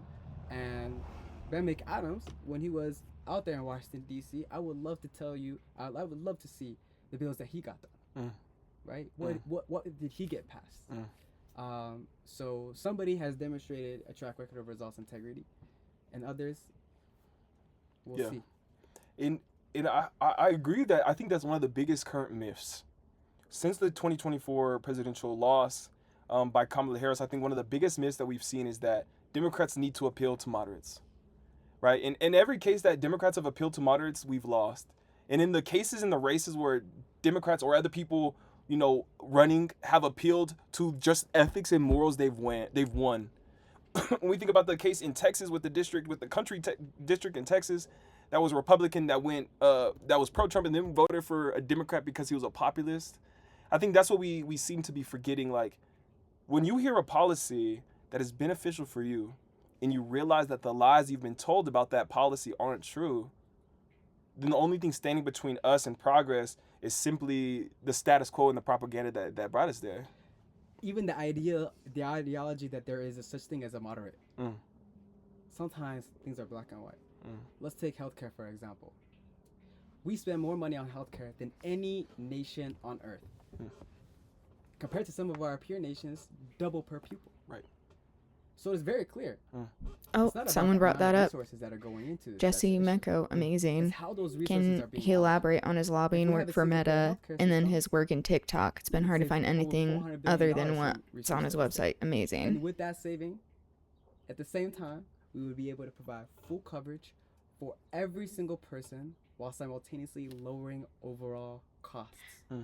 Hard to hear. I know. I also have it up like the highest it can go on OBS. And that would put us in a position Leftist audio. That is so true. We have horrible audio. I mean, 25 to 30%. Yeah, what is that? What is with that? And single payer systems in other nations, when we look at it, is 2 to 5%. And then we don't got to pay the profiteering bloodsuckers who are doing nothing in our market besides paying the bill. The people you really want to be privatized and incentivized for innovation, if you want that at all in this capitalistic perspective, would be your doctors and your hospital systems and that. What is the insurer doing for you besides paying the bill? Nothing. Sometimes paying the bill. Sometimes paying the bill. Not even. Sometimes. 27 million Americans, Come on. adults, uninsured. 4 million children. In Utah, 300,000 people. Yeah. So to me, that sounds like a no-brainer policy, right? Yeah. It's a no-brainer issue. But what would a so-called moderate say? Nah, we can't do that. It would be bad for private insurance. It would be bad for the shareholders. The jobs, we can create a transitional program easily. So there's a difference between this perspective of moderate. No, the difference is policies that are populist and policies that are bought and paid for. And it don't matter if you were a Republican, It don't matter if you're MAGA. It don't matter if you're a centrist. Everybody knows that one trip to the hospital, I'm going to be bankrupt. Everybody knows that it's very difficult to afford that roof over my head. Everybody worries about being able to afford their child care and if they got to choose their paycheck or that daycare bill. Right. So it's not about being progressive versus moderate. It's about fighting for the working class or not. Powerful. I just wanted to. There's another question here in this Q&A that people that somebody asked that I think would be good to talk about. Sorry, if I could look at it. Somebody asked if you could elaborate on some of your lobbying work for Meta, and then your basically if you could elaborate when you worked for Meta and TikTok, and that they felt like they couldn't see a bunch of information, so they're curious about it. Great question. So first of all, I was not a registered lobbyist, but I did work on public policy work at both of those companies. The real story, I tell you from the heart. So, born and raised in the beautiful state of Utah, Somali immigrant parents. I went to university, in the great state of Utah, but went to University of Utah, studied communications, worked at AHA, American Heart Association. And after getting those awesome bills passed, I got this crazy opportunity. Meta reached out. Big Apple, you gotta get this big job thing. And I thought, whoa, you know, I'm like 22, 23 years old. I thought, in my head, in my heart, I thought like I was achieving this American dream, right? And I got that job. I moved to New York City, the big city. I thought, oh man, I'm gonna get this bigger paycheck. But as I worked and I worked and I worked, I got to learn and I learned and I learned. I had no idea it took 900 Olympic pools to cool just a given data center. I had no idea that the handful of data centers they had across the nation were enough to power more homes than the entire state of Utah has. But as I learned and I learned and I learned, it gave me the ability to hold big tech accountable and know that we need sound policies and what those policies are. Cost causation rules, 100% renewable energy requirements, prohibitions of hyperscale data centers in water. Can we seize the means of studio production? Oh, amazing. As this whole ban thing was going on. And I think we all can agree that the ban was bullshit. Yeah, exactly. And it was based off of these hypothetical. For the record, I did and it was a really fast volunteer to help with like sound checks and stuff. But I mean, I also can struggle with my audio, so October 7th happened, and the audio's probably better here than my the even my first stream was. Really growing. And my conviction in it went from just curious learning opportunity and tech to I am fighting for the right thing. They're trying to silence the voices of, at that time, 170, 180 million Americans, 7 million small businesses, all because they do not like that the pro-Palestinian voices are getting traction. Ooh, the financial disclosure. Are making in condemnation of what That's a good question. Is doing to Gazans, to people in the West Bank. And so I was sitting there answering questions. I think they only have one mic. I know he is. It looks like he might have a mic here. ADL is grilling us. Pro-Israel lobby in general, competitors, big tech, the establishment, both from the Republican side and the Democrat side. And I felt like we were fighting for the right fight. And eventually, it may just not be on. Yeah, true. Because the bill passed and everything, that platform had to get sold. They forced the company in two options. A forced sale, essentially theft, or the second option, you lose and you have to exit the biggest consumer market in the world. And all these Americans who use it for their small businesses, all of our Americans who use it as their preferred platform to express themselves. Me having to look at my keyboard and be like, what keys am I pressing? And frankly, Joe Biden and the establishment Democrats, instead of making the deal, decided to allow President Donald Trump to make the deal and handed it to him, let it go dark on purpose, handed it to Donald Trump, whom they knew was going to just force the company to sell to his billionaire buddies, whom would consolidate media control into such few hands. I'm glad who he's would speaking out do so for, because you of know, their Zionist perspectives.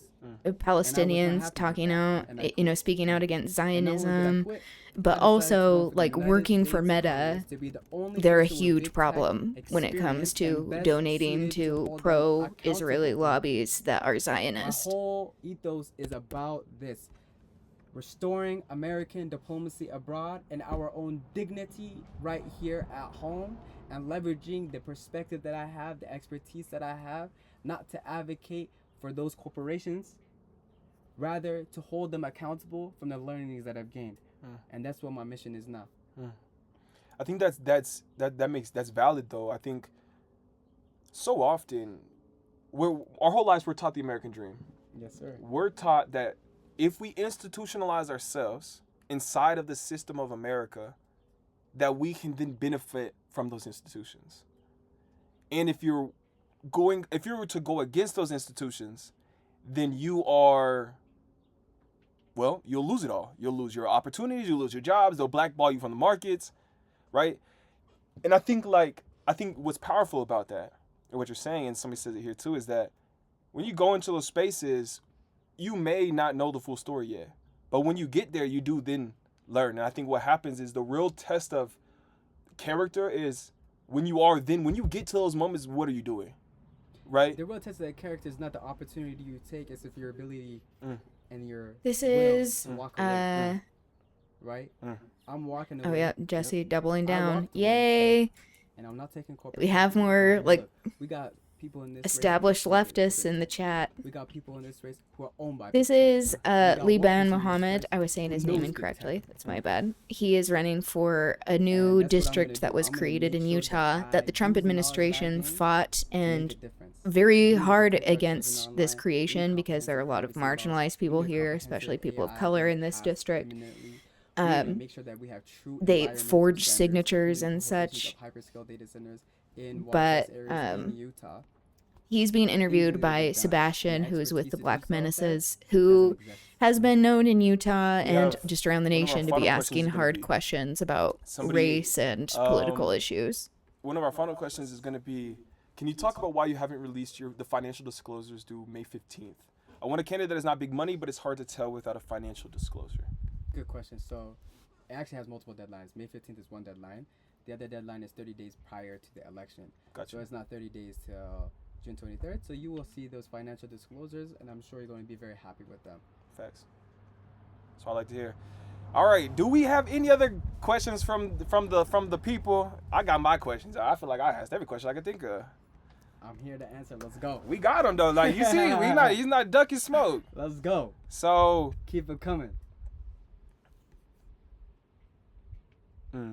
see, this is a really powerful question. I'm glad I said talk to us because I really like this question.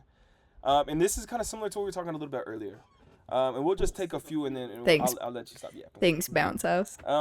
But a question that pivots I from could a have labor order. provided that The working context. class has been let down time and time again. Why should the working class actually trust you to deliver and not just attach yourself to our plight for the votes? Very simple. I'm not going to just talk about fighting for the working class. I'll tell you the bills that I support. Supporting the PRO Act. Increasing teachers' pay. I will protect unions. I will protect collective bargaining.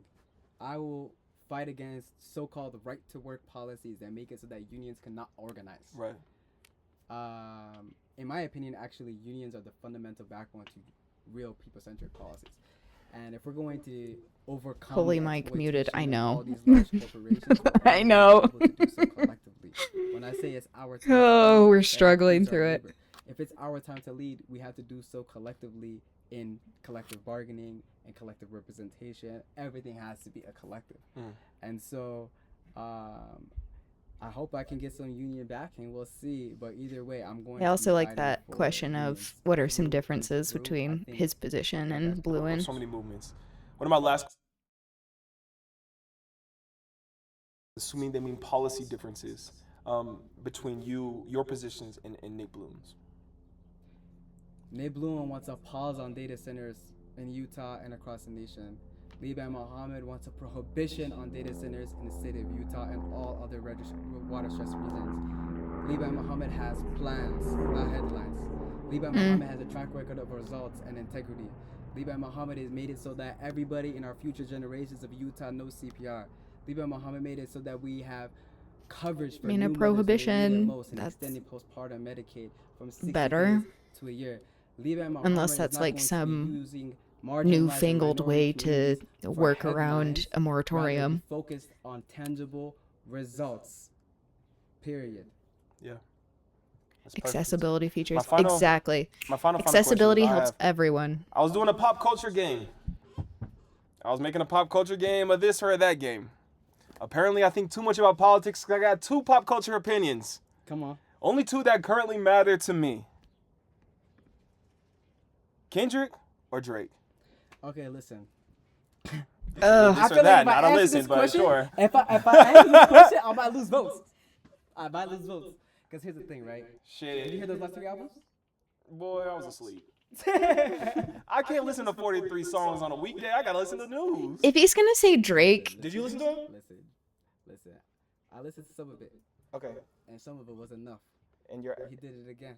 who did it again? You're Drake over. no. Please still vote for me, please. You know, No. you know I like you, but we're gonna have to skip to the next one. Okay, OKC or Whitby?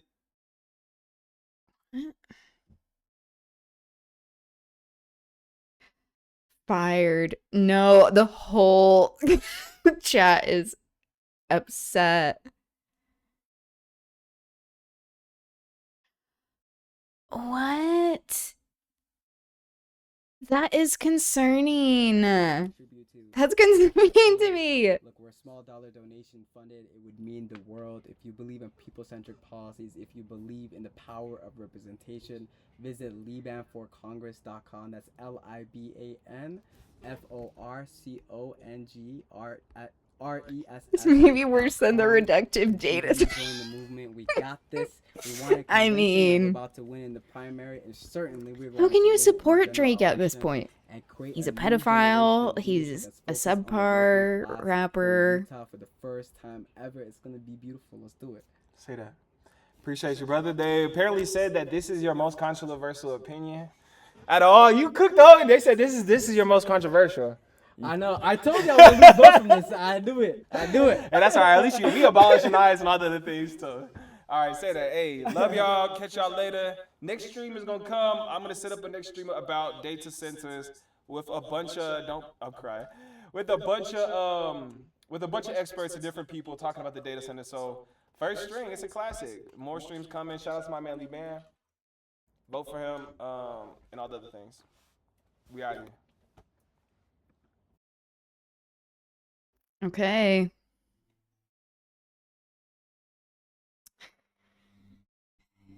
Junk saying, oh yeah, you jumped in at like the worst moment possible. He said that he likes Drake. Repeatedly bans race. I know, that is very concerning.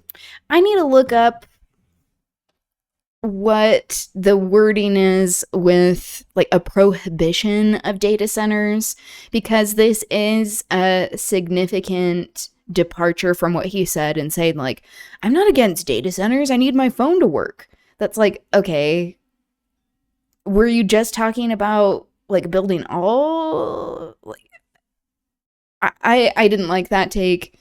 I'm interested in what he was saying, like that question about the working class, how he was like, I have plans, and Nate Bluen doesn't. I'm like, okay, let's hear what some of these plans are. We need more answers on that.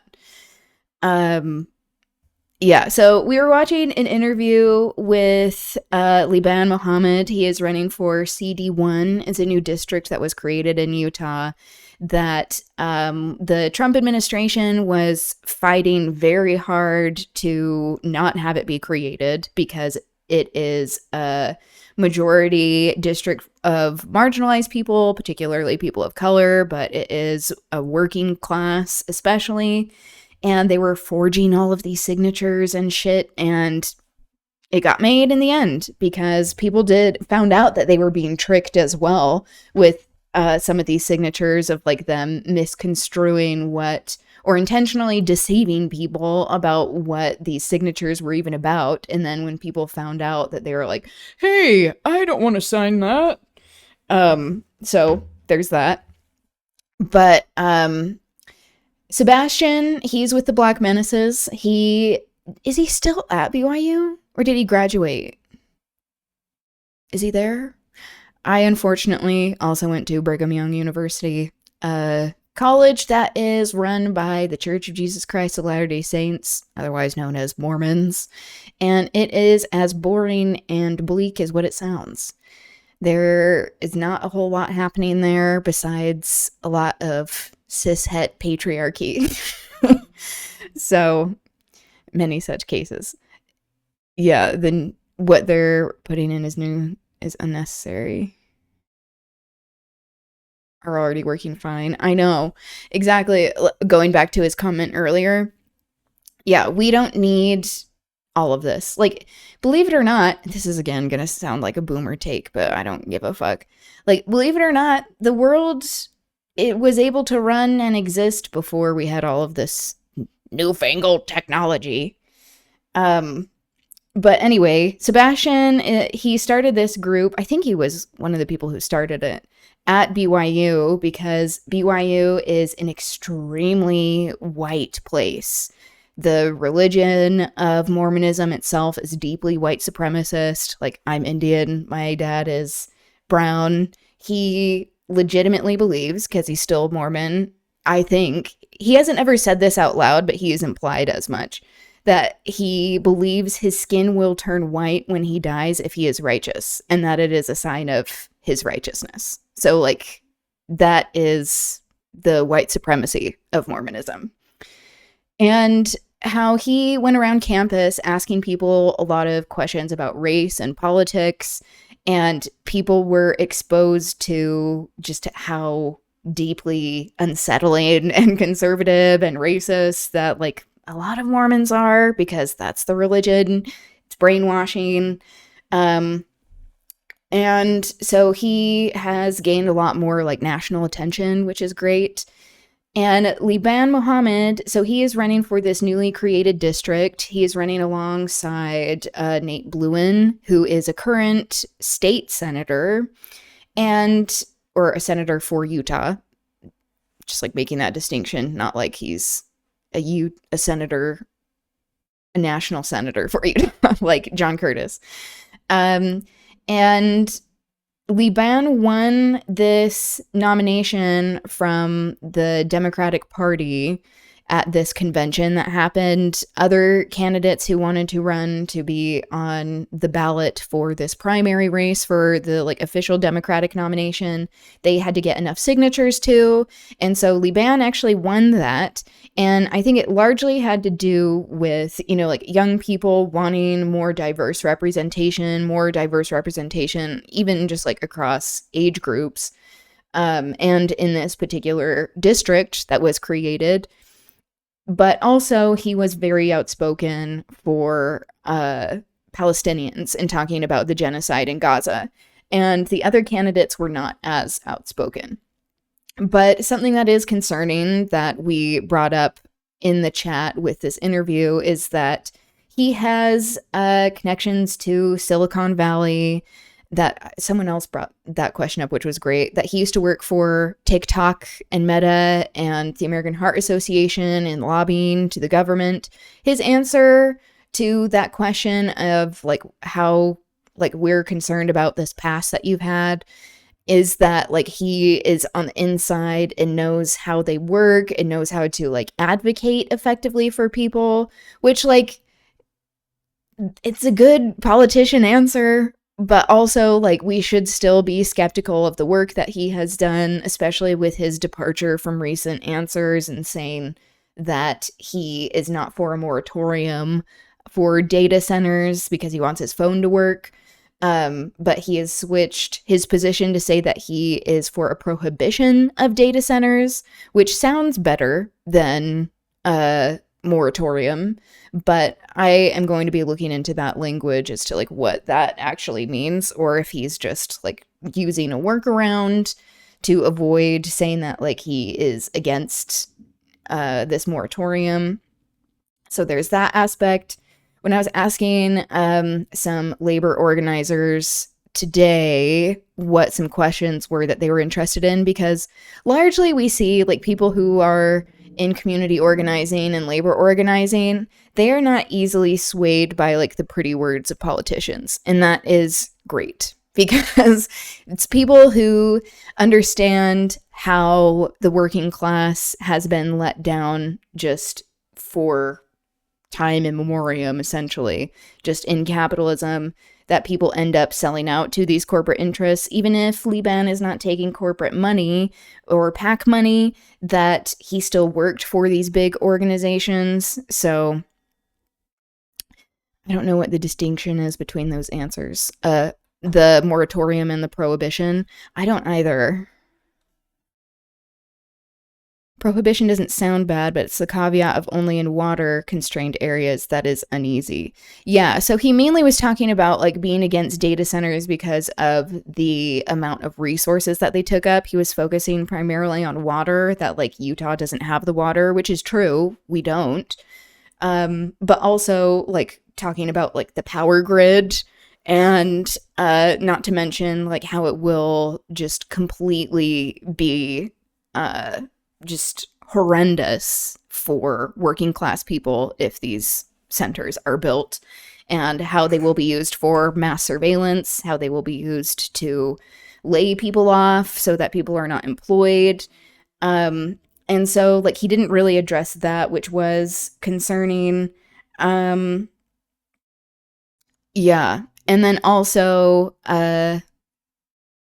these labor organizers let me know that like at a recent rally and like picket that they were doing that I was not able to attend, because I am wanting to be able to like interview people who are doing this work, but I'm currently trying to get all of the like tech and such that I need to be doing this, so that we don't have more of the leftist audio issues. That's the first I've heard of that. That also shows that I'm not chronically online, which I don't care to be. But these people were also saying that at a recent picket and rally that both Liban and Nate Bluen came and were at these events, but they came for a very short amount of time, like not even a half hour, that they like held up a sign, got a photo op.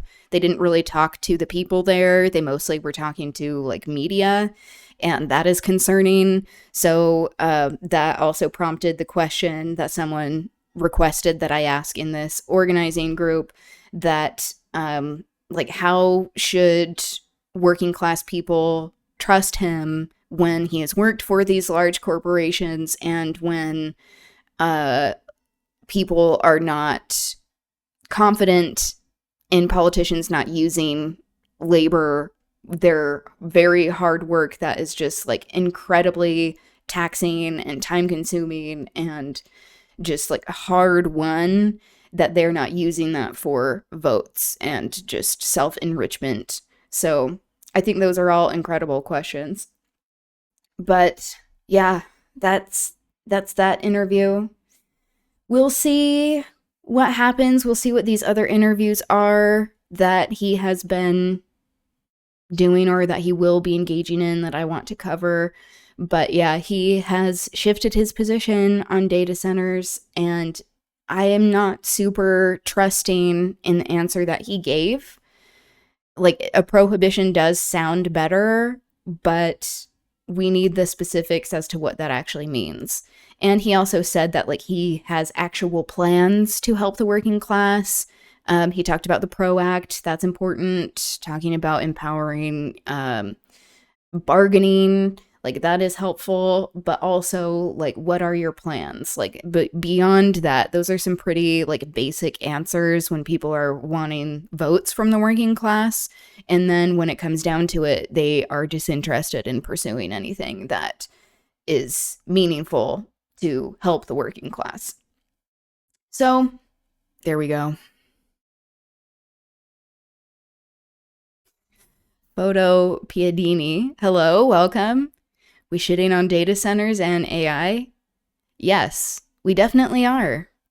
We're talking about a recent interview an interview we just finished watching with Sebastian from the Black Menaces. He was interviewing Liban Mohamed, who is running for this new district in Utah, and how he previously said that he was against a data center moratorium and then switched to being for a prohibition of data centers, and none of us really know what that means. So we're going to be looking into the specifics there.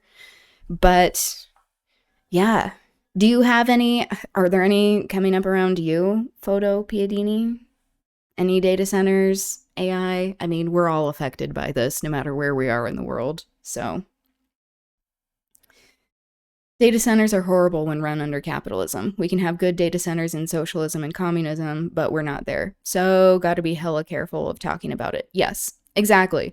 And it's good to be skeptical of these answers that like sound good coming from a politician, because this has happened time and time again, where we have just been let down over and over again.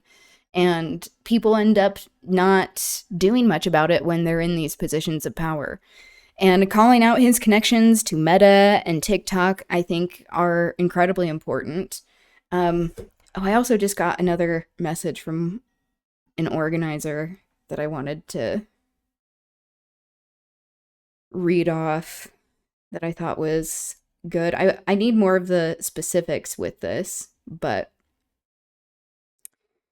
he said, Liban has a terrible policy for online age protections, which I haven't looked up what that is. He wants to hand over more control to the monopolies, such as Apple and Google. Exact words were, quote, want to be a monopoly? You get to have responsibilities like a monopoly, close quote. Yeah, so that's not good either. Where it's like, how it's phrased is making it like, oh, you need to take more responsibility, which some people associate with accountability, which is not the same thing. And yeah, but really he's actually saying like, you have to do more regulation. But yeah, I need to look up what his stance is there. So, first of all, greetings. Hello. Not that expert of American state level politics. I mean, clearly, I am not. As I went into, before this interview started, I was like, I should probably know this. What does this mean? Was he nominated? Was he not? But the bubble they're creating on the market with AI is going to be a pain once it pops. Yeah, exactly. Because they're just dumping tons and tons of money. They aren't interested in making a profit from it. What they're interested in is laying off mass amounts of people so that they can steal everyone's wages. That's essentially what is going to happen. But yeah. So as we are talking about centering the working class, I want to highlight what some of local organizers are doing, especially when it comes to the ATU, which is, what does that stand for? Amalgamation Transit Union? Amalgamated Transit Union. There we go. So people with the ATU, they are supporting people in Utah with the UTA, the Utah Transit Authority, for our public transportation with buses and Front Runner and tracks. We have horrible public transportation in Utah. And like many other places in the United States, transit workers are on the front lines of these horrible working conditions where they barely get breaks to work. Their scheduling is all over the place. They are not being paid a livable wage, surprise, surprise, and are often on the receiving end of people when it comes to them being upset about fares and being physically assaulted. So NVIDIA, is it NVIDIA? I don't care. I don't even care. Is valued as today 5 trillion with zero return. Ugh. Yeah, it just is so concerning that all of these people, like, they understand that they aren't making a profit, so we know they're going to be stealing our wages, which they already are, but it's just exacerbating the issue to, like, a just mind-boggling scale.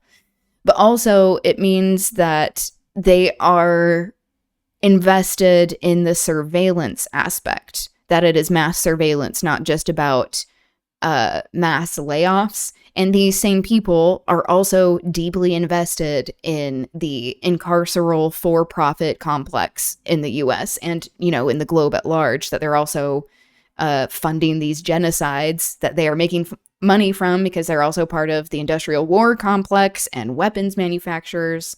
So, wonder, does the ATU advocate for fare elimination? Fare hawking has to be the biggest source of danger for bus operators. Yeah, I don't know specifically, which again, I probably should know this. Shall we find out for educational purposes? But yeah, it is. It's this way to continue to have capitalism just be dictating everything of like who actually has access to resources or not. Never understood American hate towards public transportation. I know, it doesn't make any sense. It doesn't make any sense. I mean, people who actually live in cities where they have public transportation, like somewhat decent, which is still like extremely poor compared to many other places, like in Chicago or New York City or Boston, that people are like, yeah, this is the lifeblood of the city. People who work here and people who are able to actually get to work in a way that is more equitable. It helps everyone. It helps businesses with their bottom line. But again, they aren't interested in human dignity. Huge amount of poverty is stigma. Yeah, exactly. Stigma, especially when it comes to bus fare, not just like metro or subways or like heaven forbid, like electric rail. Like we're not even close to that. And the PR for that is always like, oh, you so want to be like China? Which in the US is like, oh, communism, because we're still dealing with like the after effects of the Red Scare. And it's like, yeah, how about we do have more electric rail? That would be helpful. Yeah, good transit in the US is like laughably common internationally. Yes, exactly. Exactly.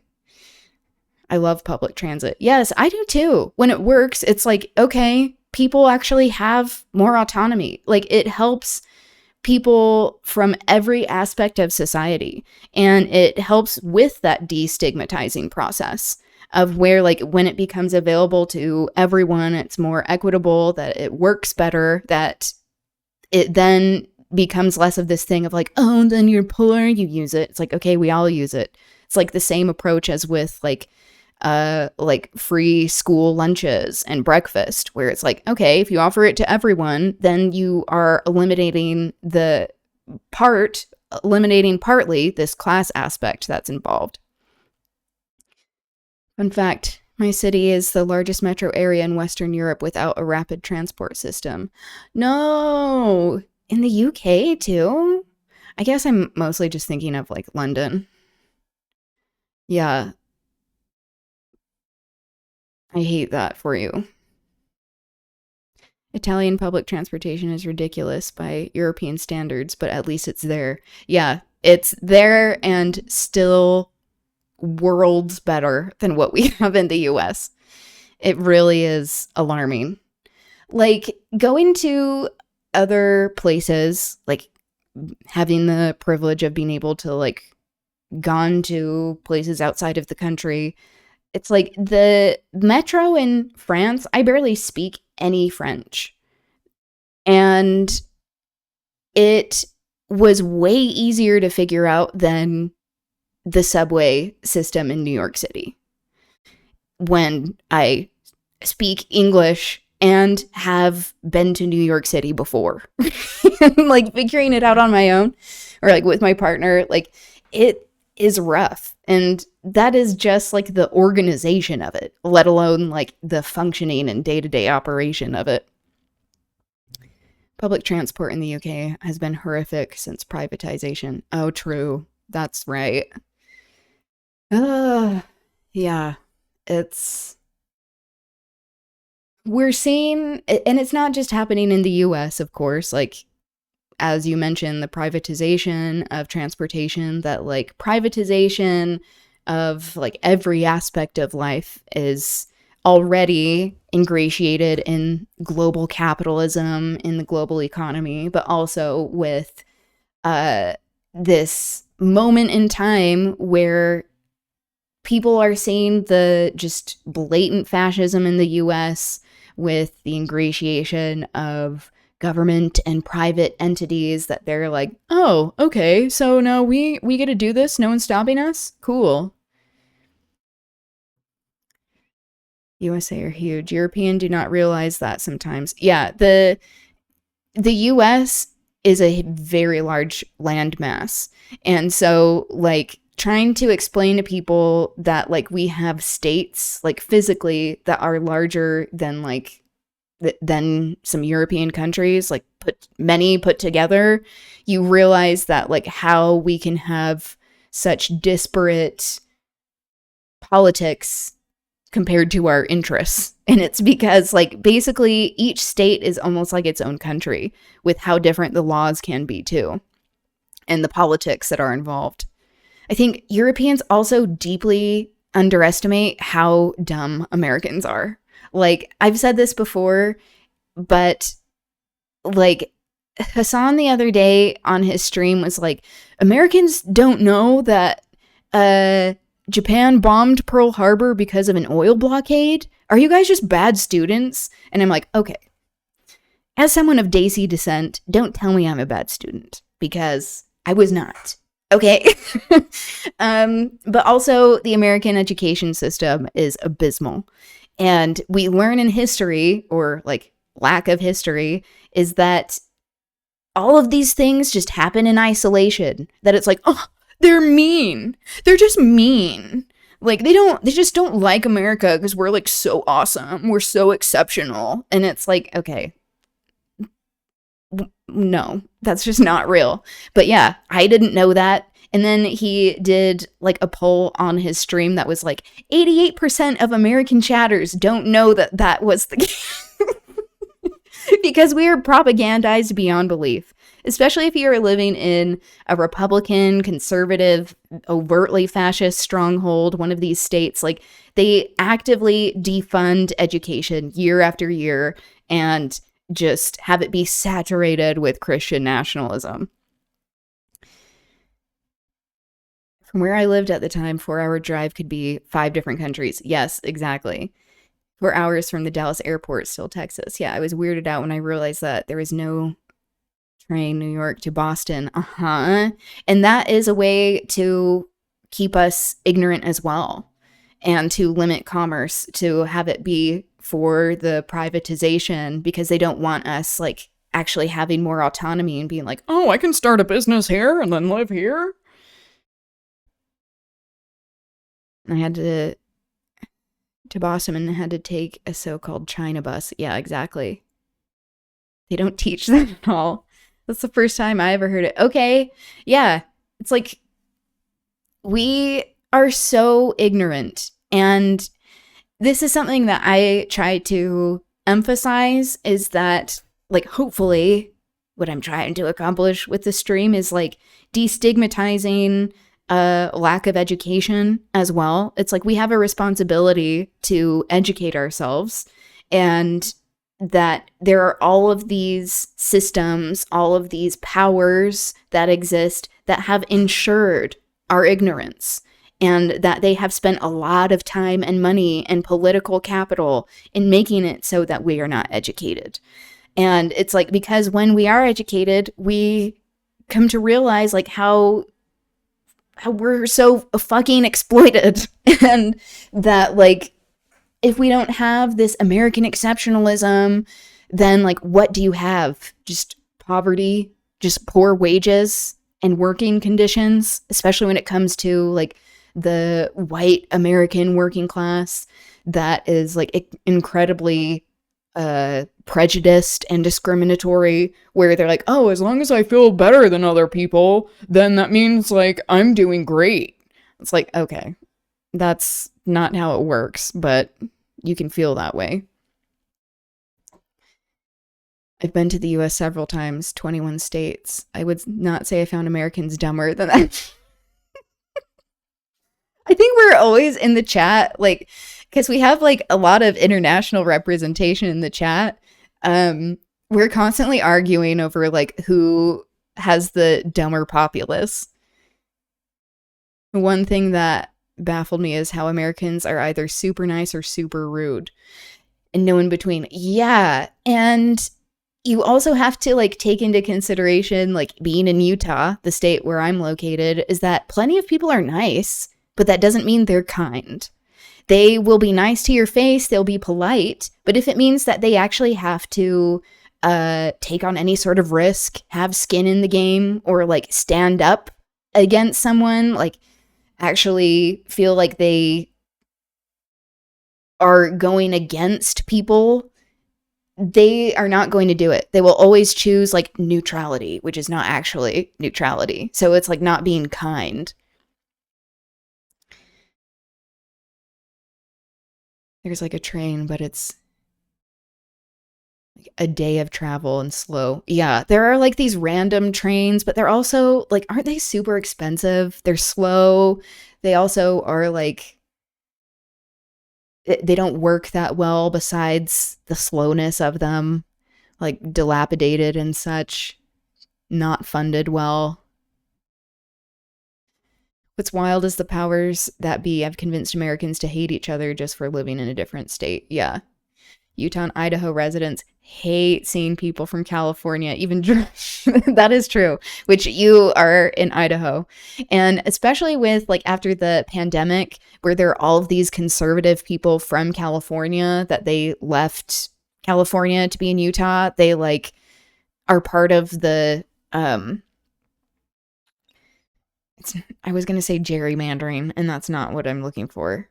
It's the gentrification. The gentrification of everything. Like they are buying up tons and tons of property in these like very wealthy areas where they also are not subject to all of the horrible things about living in Utah. They like all live in Park City and Deer Valley, where they like ski and they donate to some charities, but then they don't have to care about the Great Salt Lake drying up, even though it affects their skiing. But they're wealthy enough and have friends who are part of like these ski resorts. They're like, oh yeah, we'll just pay for like these snow machines. It's like, what?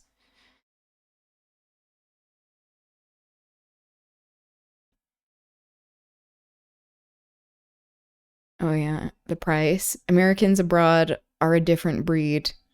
Oh, especially Americans abroad, where it's a class thing, because Americans, the only ones who are able to actually like leave the country or take vacations at all are people who are in upper classes. They're some of the rudest, most immature, entitled fuckers ever. If you see someone who's like standing in the middle of a walkway, like looking around, like on a phone with a baseball cap, they're probably American, and they're talking very loudly, and they're like flailing their arms, like have no sense of self-awareness. It pisses me the fuck off. I could tell you the life story of at least 5 people just from eating in restaurants. Yeah, exactly. Amtrak, yeah, that's what it's called. Americans abroad are not nice. No, they're just jackasses. Like, all think the same way. Why are you so afraid that to be me, I talk people's ears off too much? I mean, part of the like American thing of Americans abroad, it's like these rich capitalists, like these CEOs who like feel entitled to do whatever they want. And if people are not acting in a way that they hope they do, they like freak out. And that is just like an example of like the companies that they run and like how they treat workers. It's not the amount of talking. Yes, exactly. It's the volume. It's the lack of, especially spatial awareness. Like, I have like as some of you know, like some very conservative members of my family, which is why I like don't talk to them really, because I'm like Tannen sent this article in that we went over on a stream that was like on again, off again relationships. It was talking about romantically, but just in general, that like each time you return, it's more stressful and you have less resources for conflict resolution. I'm like, oh, that explains so much with my family. That I'm like, each time around them, I like have less patience. I have less ability to actually like engage in this conflict resolution when people are not engaging in a good faith manner either. But yeah, it's, where was I going with that? Oh yeah, even members of my family, of like traveling with them, they're like in the middle, like where there are like clear lines that are like, don't step on this red line before you're like going on a train, and they're like on the red line, like looking down, they're like, huh, what's going on? That's like, oh God, this is why people hate Americans. I mean, one of the many reasons, and I can see why. 50k euro a year. It's top 10% in Italy. Americans that come to Italy have a spending power we cannot imagine. Yes, exactly. And they believe that makes them able to do what they want. Yeah, it's true. It makes them believe that way because sadly, a lot of the time, like that's reinforced in living in the US, that they're like, oh, I do get to act however I want and there are no repercussions, especially when it comes to no sort of social shaming with selfishness, that like American exceptionalism of like this rugged individuality is just like an excuse to be as selfish as possible, which is why you have conservative people who don't even care when like negative policy or politics affect their family members. Hi. Because they're like, oh, that's not happening to me, or like, what are you doing wrong? Because they all think it's about the individual. We were dissing Trump, and doing that is suburban Utah. Doing that in suburban Utah was making me nervous. Yeah, I know. It's a very Trumpian stronghold. Explain that deeper. The example of dissing Trump in Utah. Phenomenon of Americans trying to use their dollar everywhere. The dollar, yeah, exactly. Like, what, you don't take MasterCard? It's like, shut the fuck up. Like, we live in a world with other people. No, the conflict resolution thing when folks aren't good faith. Oh, I think it's just hard in general to have any sort of meaningful conflict resolution if people are not entering into a situation of good faith, which like my family being Mormon for the most part, like they think me being queer, like non-binary, leaving the Mormon church is like a sign of like giving into sin.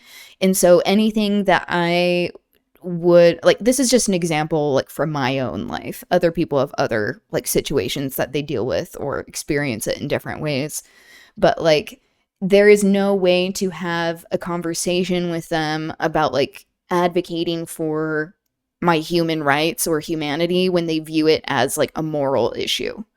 And so they don't view it as a way of like, oh, politics are hurting you, or like, oh, you're just having a hard time. Like, how can I help you? Can I like make you a meal?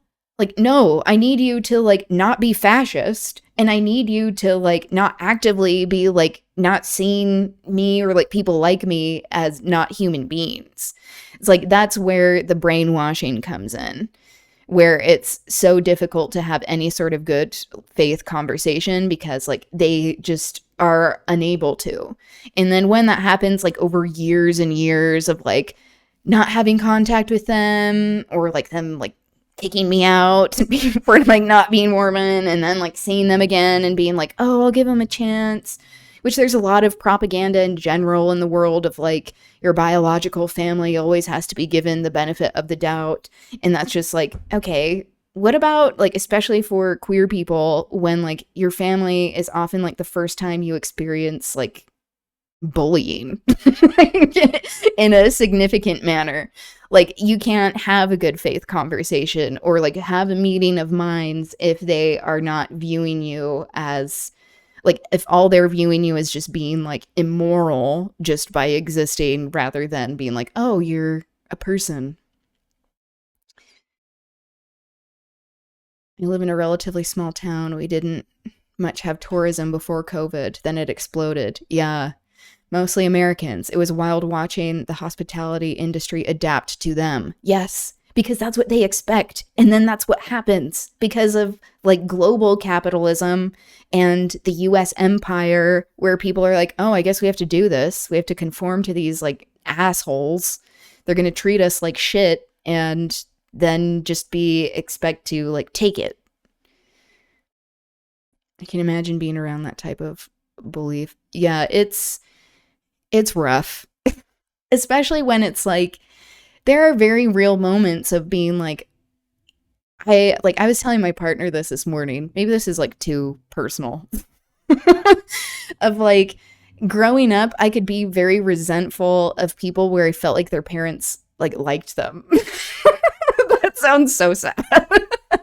But like, that's my own like prejudice I need to work towards, of like being happy for people if they have support systems, rather than immediately being like, you're annoying.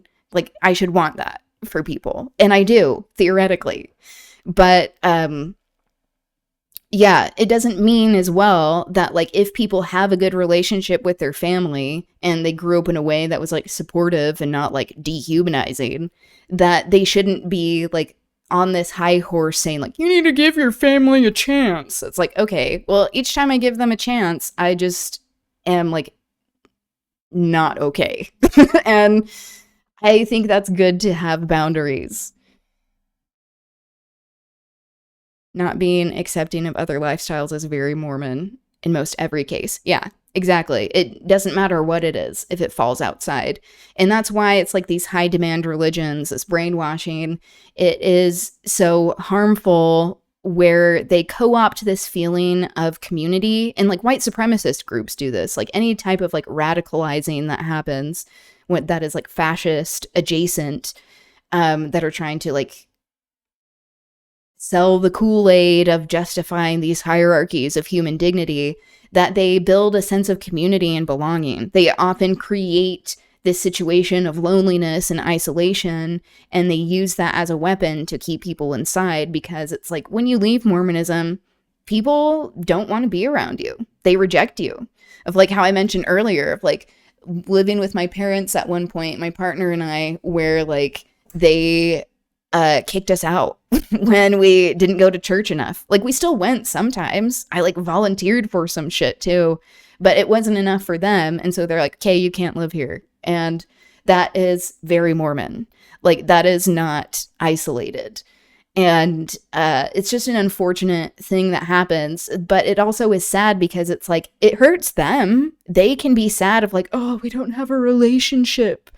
And it's like, okay, well, you did that. But also, like, you don't have to give in to these kinds of cults in order to find acceptance. And it's very scary, because like once people start realizing that they don't believe in Mormonism anymore, they have problems with it, they're considering leaving, it makes you have to reconsider basically every relationship you've had. And then you very quickly understand how people are coerced into staying when they don't leave, or when they don't believe. There's like this term with ex-Mormons that's called PMO, which is like physically in, mentally out, where there are plenty of people that don't believe it, but they just go along with things because it's better to have that sense of a community, to not be ostracized by family, than it is to feel like you're rejected. And also to have like your entire world shatter around you and be forced to figure out like what you actually think, what you view as morality, what you view as like what it means to be a good person, that you actually have to discover that yourself. Not being fascist, it sounds so easy. We did fascism the first time, exactly. Fascism in name, at least. Yeah, in Italy. Now we are trying it again. Yeah. First time was a charm. But this is what happens when these fascist movements rise around the world, but particularly when it's happening in the heart of empire, it just means that like these other places feel more emboldened. Like how that jackass in the UK, Nigel, whatever his name is, that he like won in a landslide in this recent election, that it's like, yeah, these things just don't go away. Thank you, Farage. Yeah, they don't just go away. They just mutate. They go through rebranding, which is why it's so important to be continuously talking about education. That when people are thinking like, oh, fascism's part of the past, like that's a tool that fascists use now, especially people who are not overtly fascist identified, to be like, Oh, I think World War II, like, I was on the side of the good guys. And I'm against Nazis. while they are like actively acting exactly like Nazis with like their white replacement theory and bullshit. So it's like, that's why like education is so important and why they continually choose to control the kind of education that we have. My best, the note taking. Sorry, I'm probably like, this is probably a lot. If it's too much, just let me know. My best friend is Exmo. Yeah, that's rough.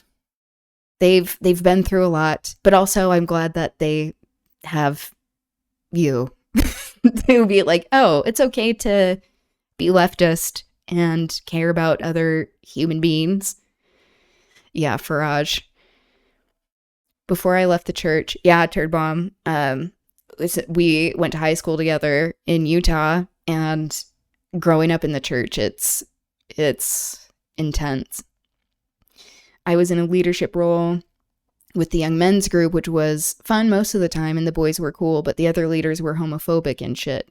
Yeah, and then it also keeps people in as well, of like, you're in these like callings that you're not paid to do, by the way. You volunteer, and you are expected to do this because it's like earning your way into heaven. That it also is like, oh, but if I leave, who else is left? Like, these poor kids, they're only around them. It's like, I had a calling like that too, like in Sunday school before I left. And it's like, that's just another tool that they use of like, oh, we have to be in here because what else is left? One of the teenage boys stopped by my house the other day and gave me brownies. Oh, so nice, but I couldn't help but think that maybe his mom. I know. This is what I mean by like, Mormons are nice, but they aren't kind, where you have to like constantly question their motives. Are they actually trying to be nice, like actually kind? They're like, oh, I appreciate you. Or is it that they're like, oh, you have lost your way, and if I'm nice, then that means I can feel good about myself, and also you may come back to the church, which is just the end goal. Like garbage. Yeah, with Nigel Farage. Nigel Garbage. I love that. I'm going to use that now. Trump fused with Mr. Bean. Wait.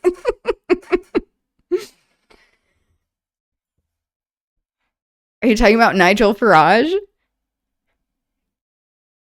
Biggest party in Italy from 48 to 94 was Democrazia Christiana. Christian democracy. We are well versed in religious interference in politics. No connection with women having the right to vote, and divorce so late compared to the rest of Europe. Not at all. Yeah, exactly. And also, like, this is something that I like keep reiterating time and time again, is that like what happened in Italy with fascism, what happened with Nazi Germany and fascism, what happens in India with Hindu nationalist fascism, what's happening here in the US is that domestic violence is on the rise, where fascism is just like reinforcing these hierarchical structures that are based off of patriarchy, like being cisgender and straight, hetero, and all of this like ableism that you see, like women, how you're talking about women not having the right to vote, like that's actively being pursued to eliminate the right to vote for women in Utah and in this nation. And that is just this larger example that shows like, oh, domestic violence constantly is on the rise with fascist ideals because it is a way to subvert human dignity and to create these hierarchies that are based off of violence. It doesn't just stop on a societal level. And where you see it happen, like with family relationships. Also, like how the number one reason for mortality among pregnant people in the US specifically is interpartner violence, is domestic violence, is being killed by partners or by family members. It is not because of birth complications, despite how abysmal all of the healthcare system is in the US, that it's like them trying to say like, oh, we're pro-life. No, you're not, because you are also the same people who are killing your partners for being pregnant. So like, what then? Hindutva. Exactly. I love that you know that. Yeah, I talk about Hindutva here quite a bit. Because also, coming from a family that is Brahmin, Hindutva is what empowers them. All of these people who are proud of these hierarchies of human dignity. So it's like the fascist ideals are just, they are just brought overseas with like my family, where you have all of these people make sure that they feel like they have some sort of dignity, especially if they start to experience discrimination in the US.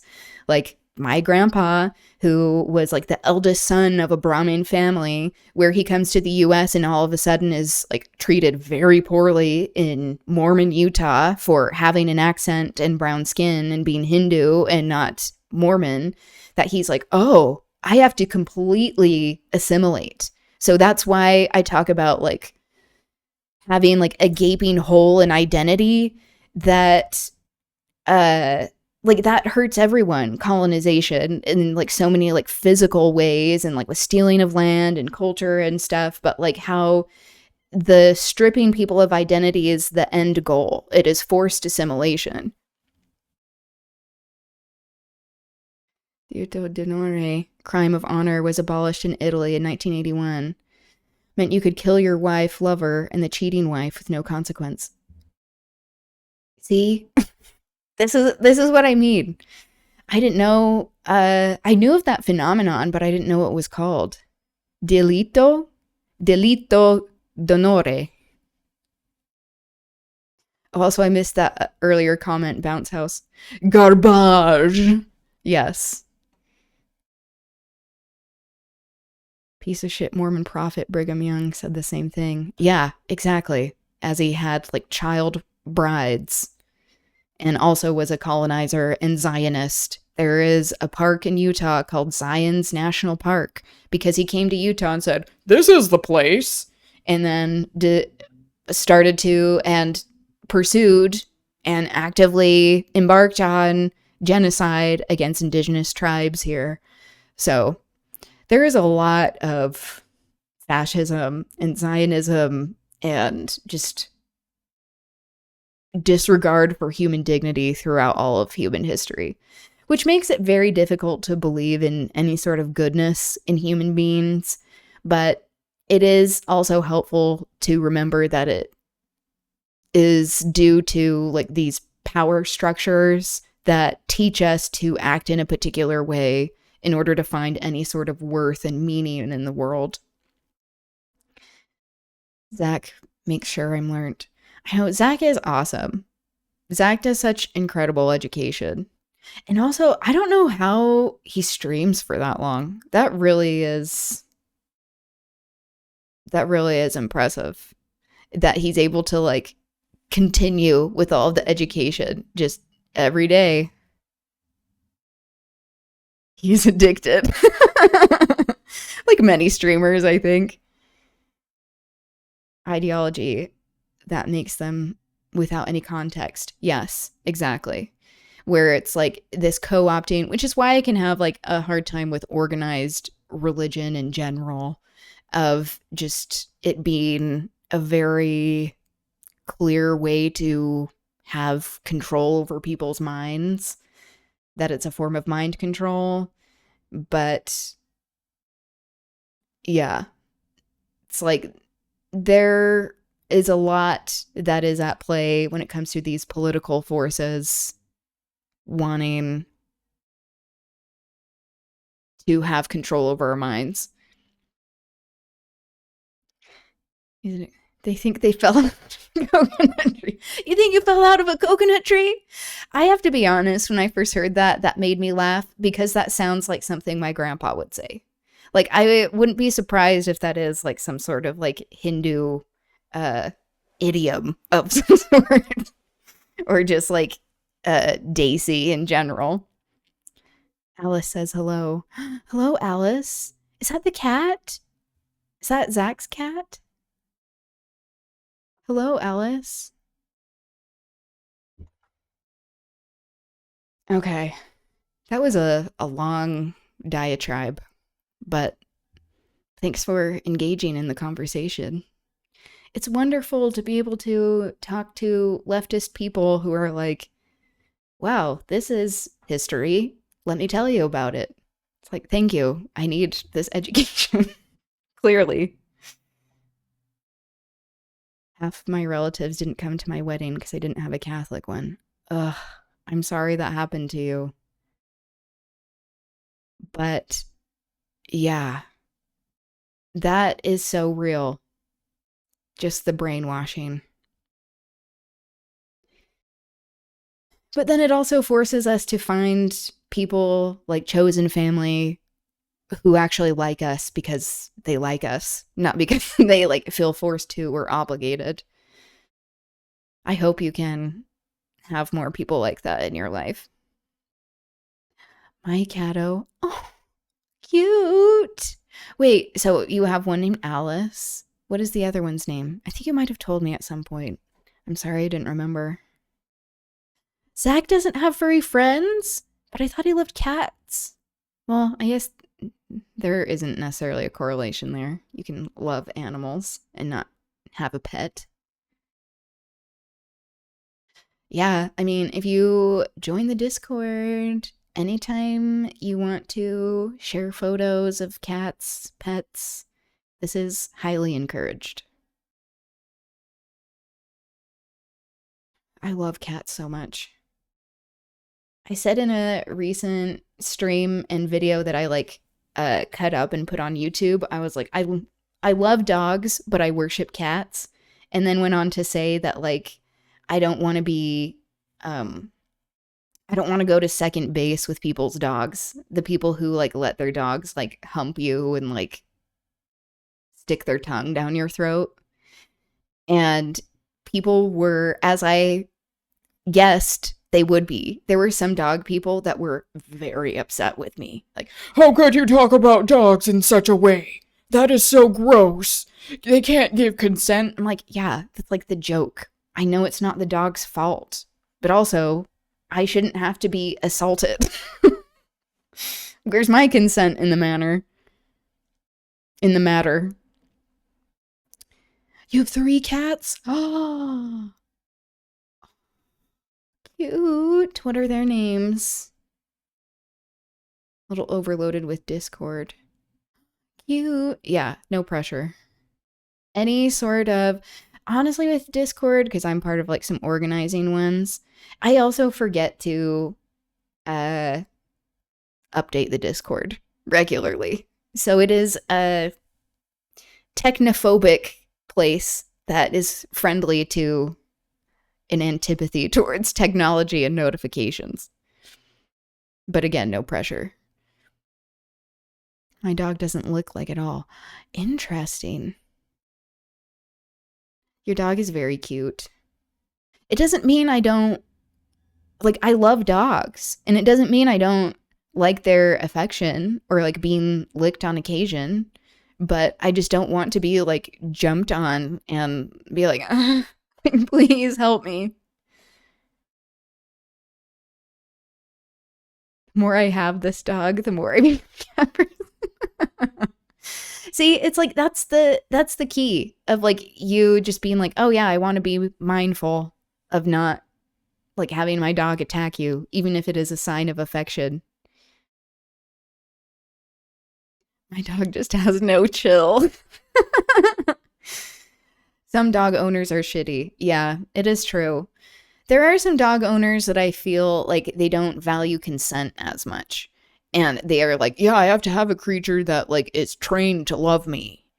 And that's something not all dog people are like that. And not all cat people value consent. So just throwing that out there. But I feel like in general, people who prefer cats or who like cats tend to just have that as part of like the love of cats. You're like, oh, I understand that you don't want to be around me sometimes. That's great. Cool. Good for you. Because I can understand why you don't want to be around me sometimes. The name of my cats are all puns in Italian. Oh, cute. Oh, I love puns. Especially good puns. Especially in rural Idaho, I run into dogs all the time for work. True. Where they're like, well, I have all this land. And so then they figure there doesn't have to be any training. And it's like, I mean, sometimes I view training dogs as like a way of like breaking down their free will. And that's depressing. But also, if you like train dogs effectively, then it ends up helping them so that they aren't like all over the place and like hurting people when they don't necessarily want to. The biggest red flag in the world. Who doesn't love a good pun? Yeah. But I'm also picky about puns, being queer, because I'm like, ugh, so many of the straights try puns and they're so bad. I once dated someone who was like, I'm the Punisher. And I'm like, okay. That should have been a sign immediately. And he was horrible at puns. Like the puns he came up with were like so try hard that I'm like, what? You need to like watch one episode of Drag Race, which, I mean, Drag Race has its own issues, and you will have a lesson in puns. Or like read Shakespeare, heaven forbid.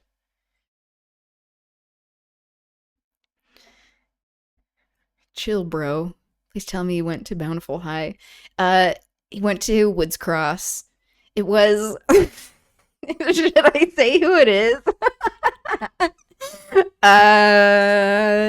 If you know anyone that I hang out with who went to Woods Cross and dated, it's that person. Dox them. It was... Should I be messy?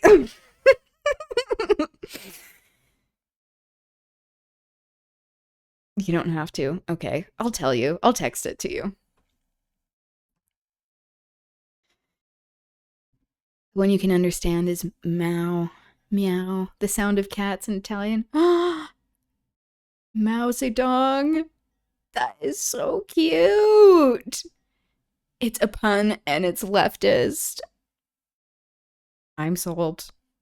Welcome to the community. We're glad to have you. Please, if you have other puns to bestow upon us.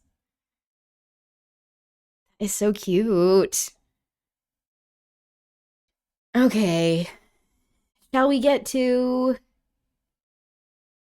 some of the organizing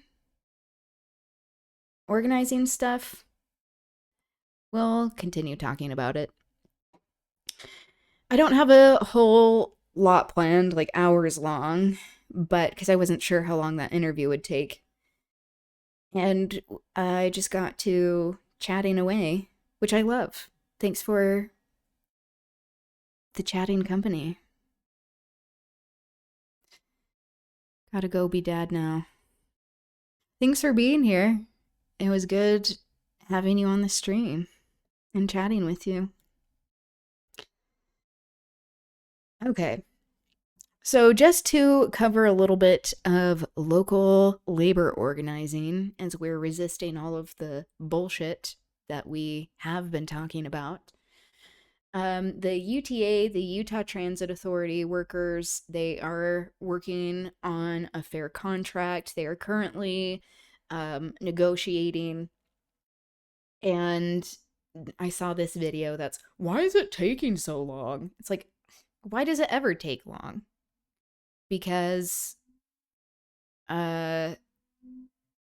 capitalism and boss shit.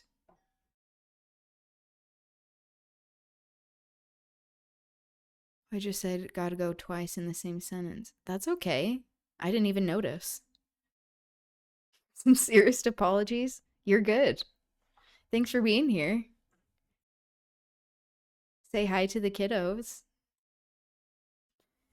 Okay. So, this rally was helped, or the organizing was done alongside the ATU, which is Amalgamated Transit Union. I was saying amalgamation of transit union, something like that. That was wrong. And they are a union that is across the US and also Canada that helps labor organizing with transit workers. How old are you folks? I am 31. Turd Bomb and we went to the same high school. We were in the same grade. I don't know if I know his birthday. Sorry.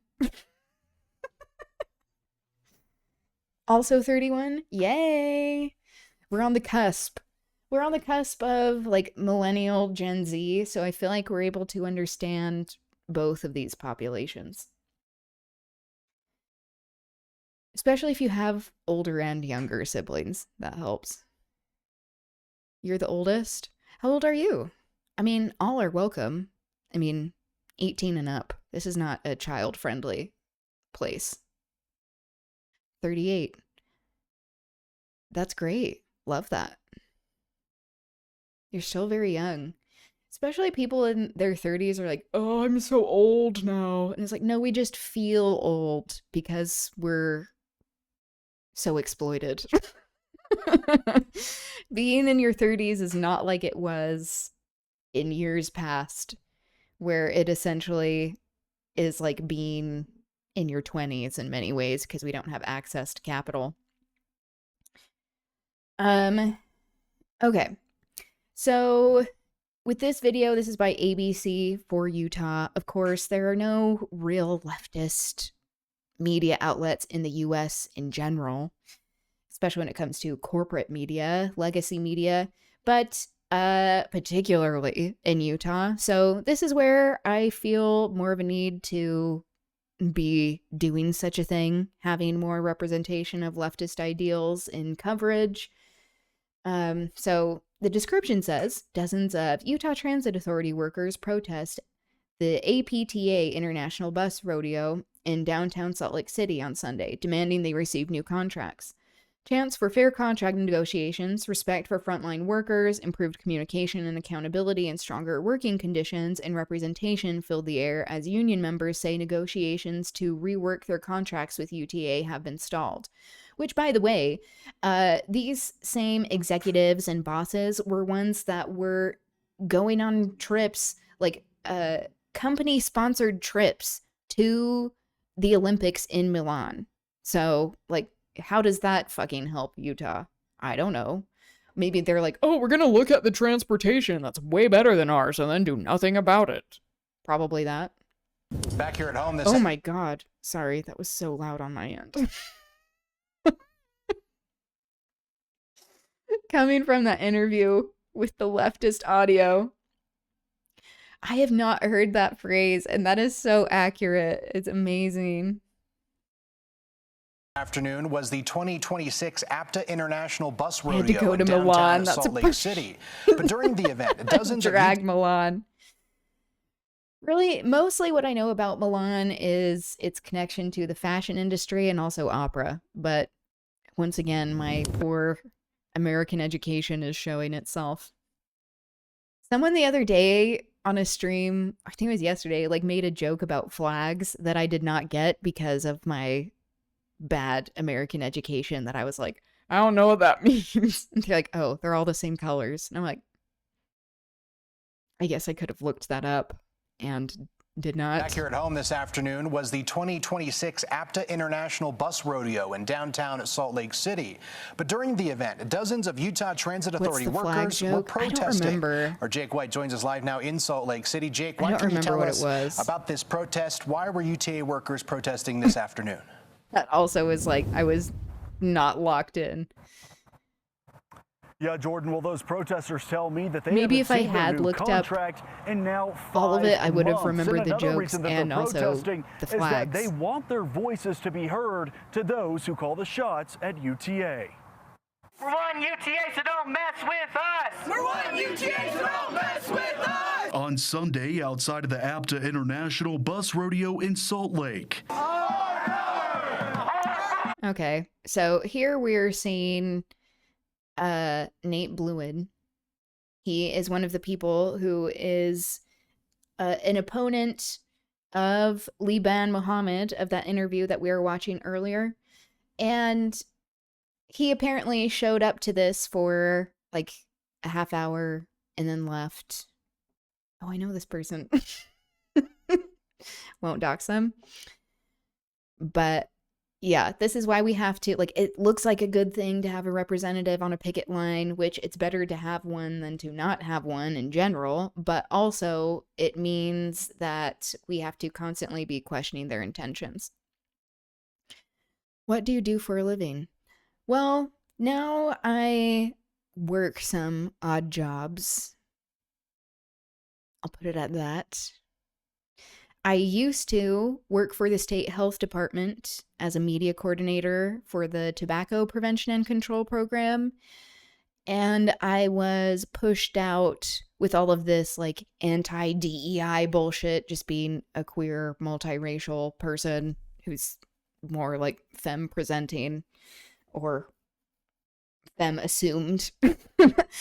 And also I was like speaking out against data suppression because they wouldn't allow us to actually talk about any sort of marginalized populations in reports, which just makes it look like people who are marginalized are having like disproportionate negative health outcomes just by virtue of being who they are, which is a very Nazi fascist approach, rather than being like, oh, this happens because of policy. We also couldn't talk about the environmental pollution. And when I would try to talk about it and being like, this also impacts people's lung health, and I would get in trouble from it because they're like, we aren't getting into politics. That's like, we work for the government. Like, how do you think people experience all of this? So, but I am just consistently applying for new jobs in addition to the odd jobs that I'm working. So, if you are able or interested, you can subscribe to help support little old me. Or also, if you're interested, subscribe to the Patreon, where I do some sassy dances and post sassy pictures. Bounce House, thank you. I appreciate it. Honestly, that does help me out a lot. Thank you. You all are great. Was a rally full of bus drivers, tracks operators, maintenance workers, and Do you more, include more of all the book having reading one content? thing in common. Sometimes. The demand to I receive need to do their that more. Recently, so before I started a YouTube and was uploading VODs there, I was primarily uploading the VODs there and doing some of the readings. But I do upload all of the readings to YouTube if you're interested.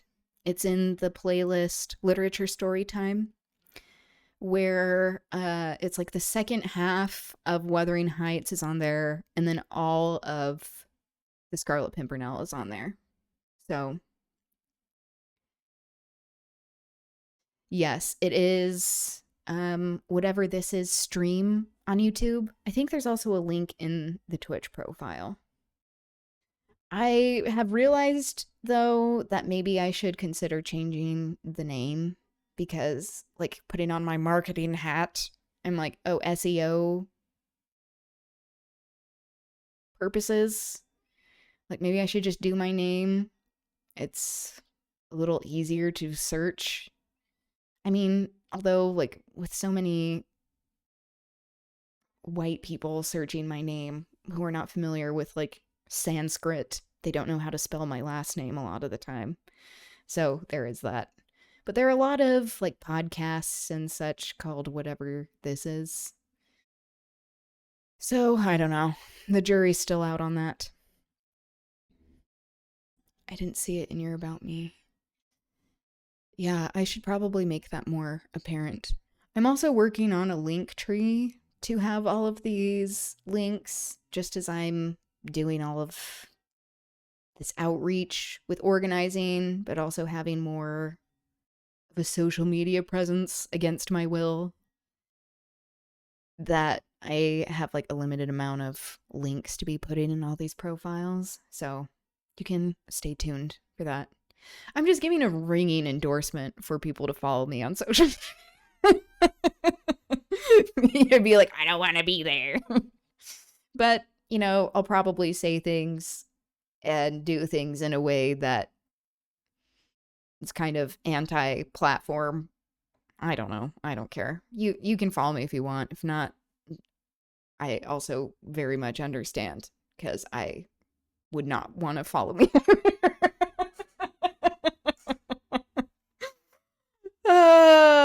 Okay. Oh, I'm glad you found it on YouTube. Okay, cool. Yeah, that's where I upload most things. And then everything else is kind of just spliced up. I know.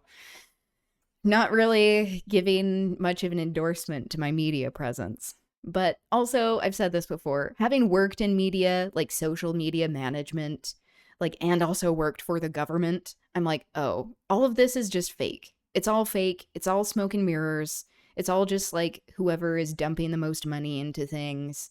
So I have a somewhat jaded but also realistic perspective. So there you go. Contracts from the Utah Transit Authority. They've always said the right things. Hey, you're the backbone, you are the face of UTA, we enjoy everything you've done. Our question is, if that's true, where's our new contract? Why is it taking so long? Those contracts now being 5 months in the making, sparking concern for Utah transit workers who say they just want to know what the next 2 to 3 years of their careers will look like. People are upset. We don't know when our new contract's going to happen, when we need to put food on the table. But more pressing than the contract, they want their voices to be heard and are looking for quality of life improvements for operators and maintenance workers. Yeah, I have heard that as well. Something that I have heard from some labor organizers is that people who have spoken to the media, even though, they're covering their faces more, which I think is a good thing, and that they have been punished in many ways, essentially been told by the bosses all of these boss tactics of like, you better watch your back, and like not scheduled as much, not given as many hours. So just the capitalist boss agenda continues. In terms of non-economic proposals, a lot of those have to do with improved safety standards. A lot of it has to do with just quality of life improvements for the operators and the maintenance workers. We do not deserve to be unsafe and miserable while we create that value for this company. Meanwhile, we haven't had a lot of dialogue with the union. Senior Public Information Officer for UTA, Gavin Gustafsson, says the protesters' points of view come as a complete shock to the company. The protest and their point. We haven't really had a whole lot of communication. Yeah, no duh. Oh yeah, someone called him a rat fuck among the organizers, and I'm like, that's true. He also does look that way. Just him saying, like, we don't really know, like, it's a shock. Like, of course you're saying that. But that's also part of the problem, that you aren't communicating, bitch. Of you are a bit of a surprise. Fair to say it's a small vocal minority, but we're ready to work out a contract as soon as all parties are ready. Both sides have to agree on any sort of negotiation, whether it's purchasing a car or working him being out the public information officer, but also wearing this vest and having like a walkie on him. That is so disingenuous. Yeah, right, dude. You do not use this on a regular basis. You're in an office. Operating contract. I understand what a public information officer does. They've been open for 6 months. They still haven't sat down with our union reps and talked to them. They're not negotiating. They don't want to. They want to stall. The spokesperson for UTA adds so that serious. a part of the holdup on this new contract is a lack of communication between the Utah Transit Authority and the union. So now what we do next is wait lack of for new communication, developments. lack of Jordan? desire, lack of acknowledgement. Okay, so that's the corporate media. It's a little more, dare I say, union friendly than what we've come to expect. What is the comment? This was no surprise to UTA. Yep. They are fighting against the union day in and day out. Administration gets all kinds of perks and benefits that are not passed along to the working people on the front lines, like a lavish trip to Winter Olympics in Milan. Yep, that's what I mentioned. You would think that diesel would be the company's biggest expense. It's not. The biggest expense in the budget is administration. Of course it is. Diesel is second place. That's saying something, since UTA uses thousands upon thousands of gallons of diesel every day for the buses and frontrunner. Bloat in admin is crazy. In one business unit, there are as many managers and supervisors, admin, as there are actual working employees. Paraphrasing what was told to me by one supervisor, we often do busy work and projects to simply justify the position. Oh my God. Yeah. There is currently an opening for a rail maintenance supervisor position that pays $82,400 a year. This is a joke, since the alignment in some parts is so terrible. Their own employees risk energy. Whoop. Oh, I thought I skipped a line. Our own employees risk injury walking the train, which they are disciplined if they don't. This is an overpaid position for something that yields little to no results. If you really want to have the tracks fixed, how about not letting a maintenance of way workers sit and hide up in Centerville for hours sitting in the truck on the phone? Hello. This is small compared to some of the salaries paid in the ivory tower. Yep. Of $100,000 plus a year to simply be a figurehead. UTA has the money to pay the operators and mechanics well. Even more if they cut the bloat at the top. Frontrunner, for example, is doing this. The assistant manager of commuter rail operations personnel will monitor, evaluate, and determine all employee performance-related matters. The new assistant manager will assume responsibility for decertifications, which include suspension, revocation, investigation, hearing, if applicable, and decision. This new supervisor was just made judge, jury, and executioner. This was a new position created for punishment. This is why the union is fighting for frontline personnel and service employees, not admin. Amazing. Love that someone included this. Good for the workers. But yeah, sadly, bosses are using boss tactics for intimidation. This is the account, Picket SLC. They do some incredible work in actually highlighting unionizing, labor organizing efforts in Utah, but especially in Salt Lake City. So this was a post that was advertising the bus rodeo that people were picketing at, but also it has some really great information that I wanted to show. On May 17th, members of Amalgamated Transit Union, ATU Local 382, will stage a protest at the headquarters of UTA.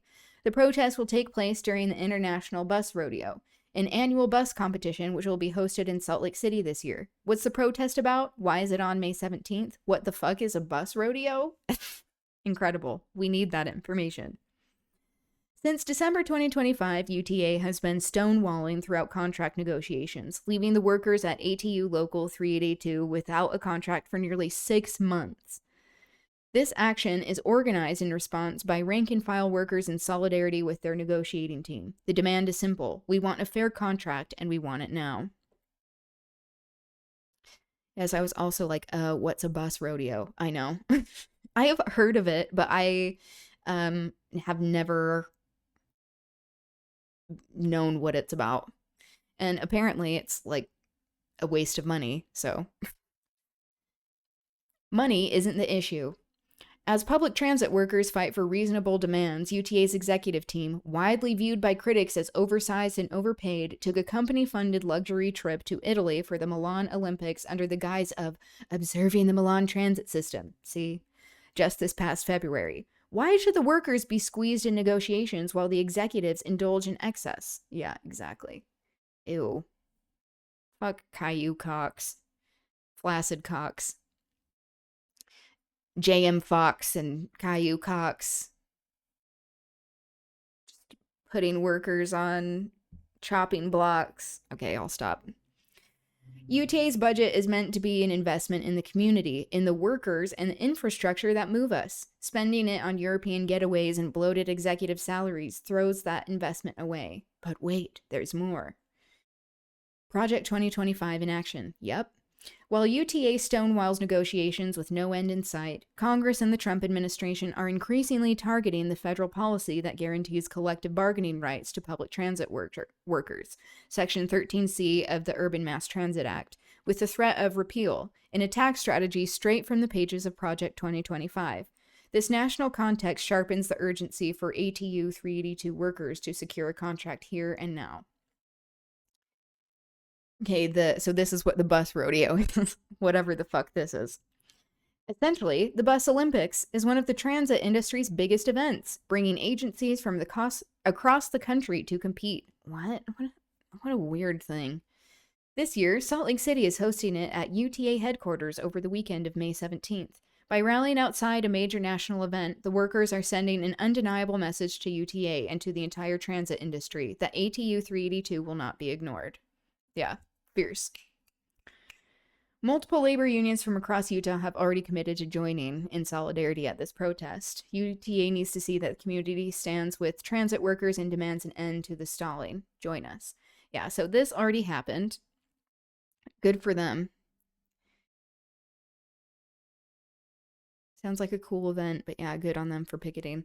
Yeah, it seems like it's mostly like a PR event, probably to like get buy-in of like, see look at the work we're doing. They probably spent a ton of money that, of course, workers did not receive. So someone that I am working more closely with to have more of our media efforts spread farther to increase our reach with labor and organizing, since, things are not being talked about really with mainstream outlets. This is something that they were wanting to highlight, some of the biggest points. That yes, the contract has been, or they have been without a contract for almost 6 months, while the company executives have stalled and taken vacations, like the Milan one. We're only 50% of the way through non-economic demands, safety improvements, quality of life improvements, process improvements, etc. And we haven't even touched economic proposals yet. So there's no end in sight for the workers. Yeah, and they just aren't being listened to. Partway through this process, UTA fired 2 members of the bargaining team for helping an immigrant worker get his CDL, falsely accusing them of stealing a bus for the CDL test, the use of which was approved by a supervisor. Fascism, that's what this is. You can see how all of this is connected. The company has canceled negotiations for the rest of May in retaliation for a rally demanding faster negotiations, and multiple workers who were leading chants, gave media interviews, etc. have been warned that they have targets on their backs now. We had nearly 100 attendees, with bus, tracks, and frontrunner all represented in the crowd, and a large number of supporters as well from nearly a dozen different allied unions. Yeah, I know, I was sad I couldn't make that, but I was hoping to be there. It really is amazing to see all of that solidarity. But again, this shows how much power the bosses have to make it so that they can just stall everything and be like, oh, sorry, nothing's happening, and then nothing changes. What is frontrunner? Oh, that's a good question. So it's like the metro, essentially, like it's not a subway, but the train in Utah. It is in very poor condition. It only goes from like Provo to Ogden, which if you're not from Utah, that doesn't mean anything. Like, it doesn't go very far across the state either. And they treat their workers like shit, clearly. Hi, Dini. Solidarity forever. Exactly. Yes. I don't know if you could hear her screaming meow. Okay, so this is PSL Salt Lake, the Party for Socialism and Liberation in Utah, in Salt Lake specifically, the Salt Lake branch. I hear a little one.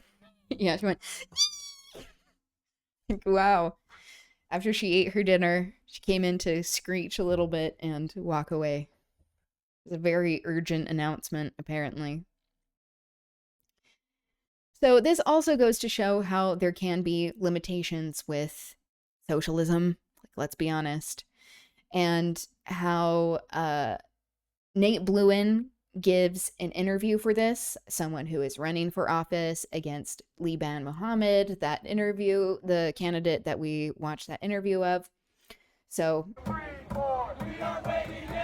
we have to constantly call into question people's motivations, and also call into question organizing bodies, that they are actually doing things for the best interest of people, and that they are also not blindsided or having the wool pulled over their eyes with people's political intentions. Union. The reason we're out here is our contract expired back in December 25. We're still without a contract, not even close to getting one. Halfway through the contract negotiations, UTA took it upon themselves to terminate 2 of the people on the union side that was on the negotiating team. They're blatantly going after this union, I think, to try to break it. We're tired of getting the short end of the stick. The way the economy's going, we're far behind. I mean, these guys out here can't even afford to buy groceries and have a place to live. The management side, you know, they're constantly giving themselves raises. If operators don't show up for work, people don't get moved. If admin doesn't show up, nobody even misses a beat.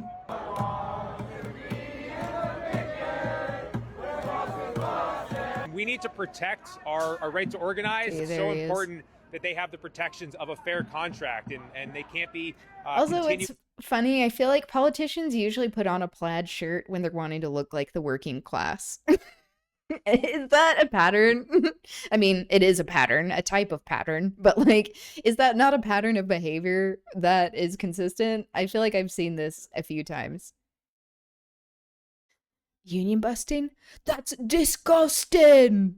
Without those negotiations, UTA has not come to the table, has not been responsive to their demands. It's been 6 months that ATU has been in contract negotiations. That's a ridiculous amount of time to not be able to come to an agreement. They think that they can tell workers exactly when and how their negotiations have to be carried out, and we're here to show them that, like, if you don't come to the table and actually try to negotiate with us in good faith, that there are consequences for that.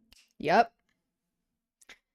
Something like, speaking of my previous work at the state health department in the tobacco prevention and control program, which, like, I originally was drawn to that work having, like, been involved in, like, the substance use recovery world, just having family members deal with that and being like, what's the most helpful way to go about this? Being involved with nonprofits, realizing how that can be a racket when, like, the executive director gave himself a $60,000 raise when we couldn't pay line cooks. We couldn't pay line cooks. So, like, not all nonprofits are created equally. We have to acknowledge that, but acknowledge that they're also part of the shadow state. And me switching to the government to be like, maybe if I'm on the inside, I can do something. Which is incredibly naive, but also helpful, being someone with more anarchist leanings and not willing to always go through the systems that they wanted us to, and just kind of take things into my own hands, which may or may not have contributed to me being pushed out, but there you go. That's the only way to, like, get anything done, is that this kind of work, like the actual health aspect and having access to data, is something that I'm passionate about, that, like, the public has a right to all of this information and data, and the social justice aspect of it, talking about the interconnected systems of oppression that contribute to substance use and negative health outcomes in general. Tying this into what we're talking about here is that often people in the working class, like, it's said, like, oh, people, when they have low incomes, are more likely to smoke or use tobacco products. Okay, yes, that's true, because of increased stress, because of the environment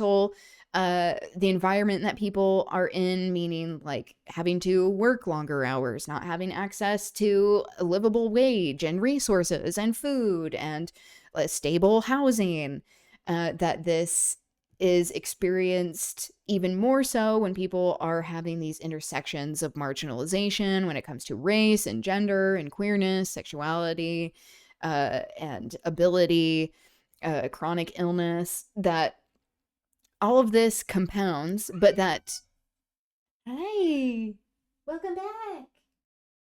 Something that I would often try to talk about when it comes to doing this media work is that many people in the working class often pick up smoking because they are not afforded regular work breaks.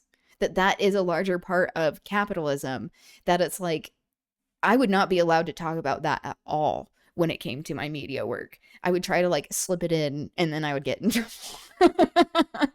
But how it's like, it's not just because people are like, oh, I live in this area, so I smoke now. It's like, no, there are all of these systems that are involved to keep people oppressed, and that, like, big tobacco is not the only problem. Like, the state and that funds the UTA, that the UTA is part of this government system, that it is not interested in actually giving people the livable wages, the conditions that they need and deserve to succeed.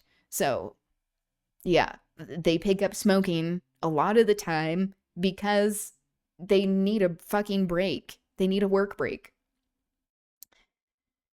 Okay. I did want to highlight the ATU and the great work that they do. So, this is just an overview.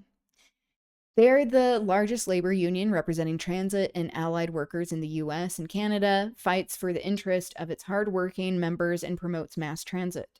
Funded in 1892. Come here. Founded in 1892, the ATU today is comprised of over 200,000 members, including metropolitan, interstate, and school bus drivers, paratransit, light rail, subway, streetcar, and ferry boat operators, mechanics and other maintenance workers, clerks, baggage handlers, municipal employees, and others. ATU can be found in 44 U.S. states and the District of Columbia and 9 Canadian provinces. The union fights for transit workers by helping them organize local unions, negotiating collective bargaining contracts between its members and their employees, representing members in disputes with management, and making sure that employers adhere to the provisions of their collective bargaining agreement. The union also represents the interests of its members at all levels of government, in courts, and in legislatures. ATU is a member... Hi, Sassy. The union also represents the interests of its members at all levels of government, in courts, and in legislatures. ATU is a member of the AFL-CIO and the CLC, the National Labor Organizations of the United States and Canada, respectively. The union is governed by an international president, international executive vice president, international secretary, treasurer, and 18 international vice presidents, who are elected every 3 years at the ATU's International Convention. The 18 international vice presidents from the union's General Executive Board. ATU International Headquarters is located in Silver Spring, Maryland. The offices of ATU Canada are located near Toronto and Rexdale, Ontario. Okay, so that's a quick overview. But if people are involved in transit work in these areas, you can join the ATU. They do some really great work. They have a lot of education that they do as well. That is excellent. People can also donate. They actually have a PAC because, you know, transit workers are forced to engage in PAC work. And I mean, just the working class in general, when there are all of these super PACs and corporate PACs that are buying elections.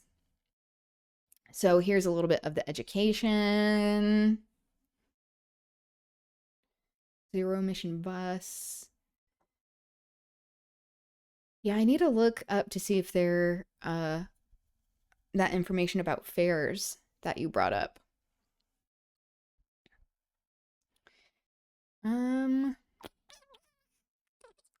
get to those tomorrow, just so that we have time to get to the reading. But yeah, I will return and report. That's a Mormon joke. People have gone through the temple.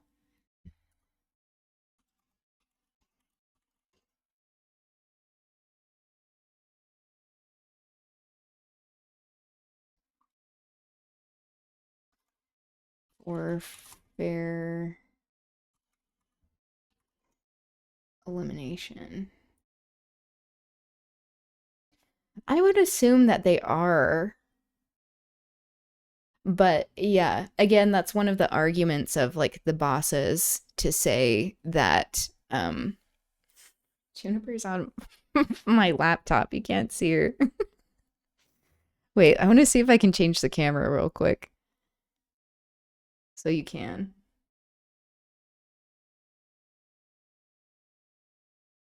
Here we go.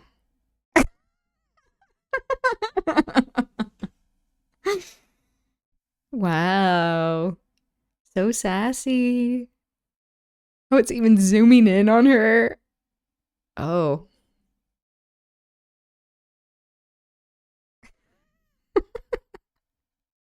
She's like, look at me. Okay. Okay. Now that's too much. Stoic. Yeah. I also, on this angle, I don't know why it makes my eyes look blue. They most certainly are not blue. Okay.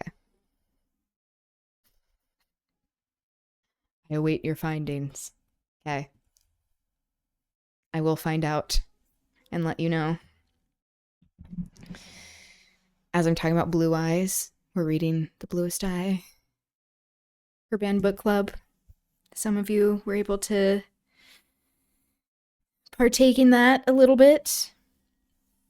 We're going to continue the reading for next week. If you're interested in joining, reading along. Getting out my reading gloves. we're going to continue with The Scarlet Pimpernel.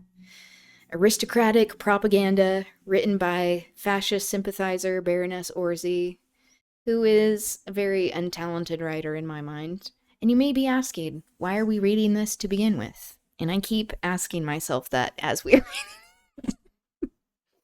But also, understanding that it's good to acknowledge how this same type of propaganda is used today.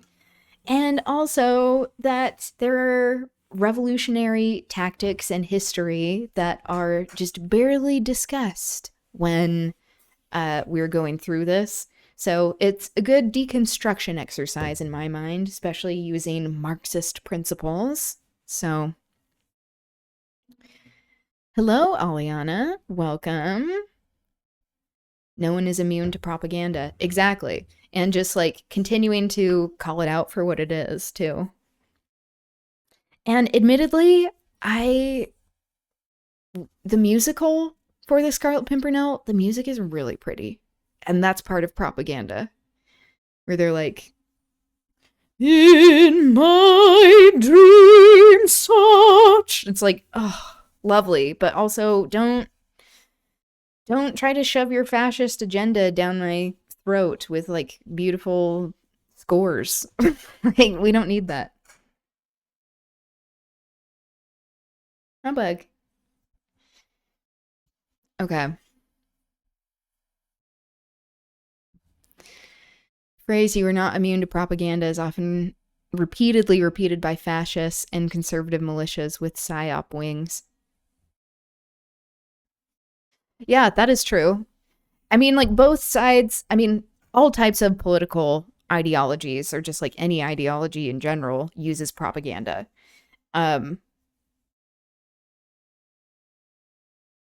Saying you are not immune to propaganda and telling people you are brainwashing them is a good way to brainwash people. It is true. Because then it gives people the illusion of them being clear-eyed. Even a stopped clock. Yeah, exactly. Even a broken clock. Yeah, so just like calling out all of these tactics, you know, it's important. But yes, it is true that we're not immune to propaganda.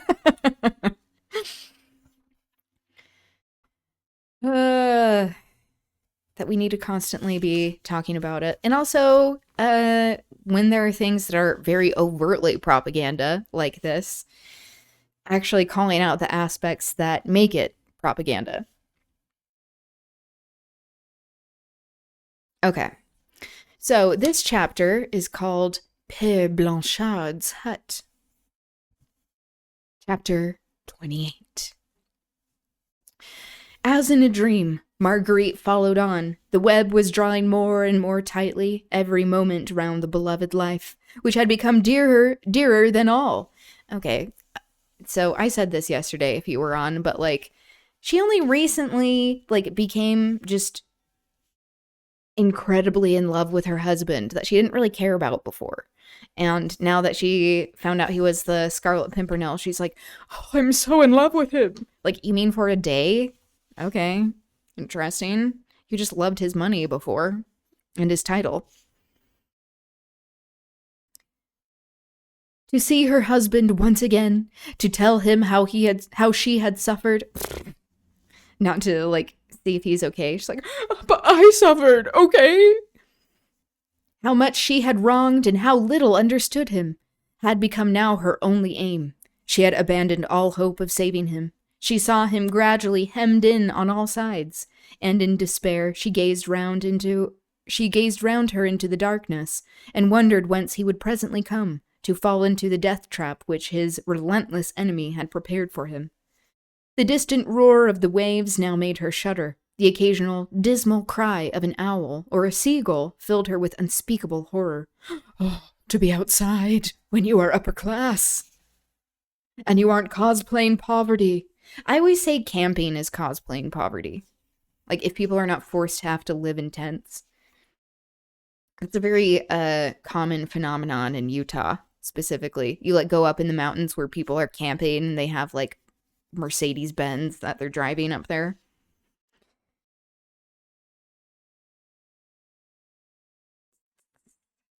She thought of the ravenous beasts in human shape who lay in wait for their prey and destroyed them as mercilessly as any hungry wolf for the satisfaction of their own appetite of hate.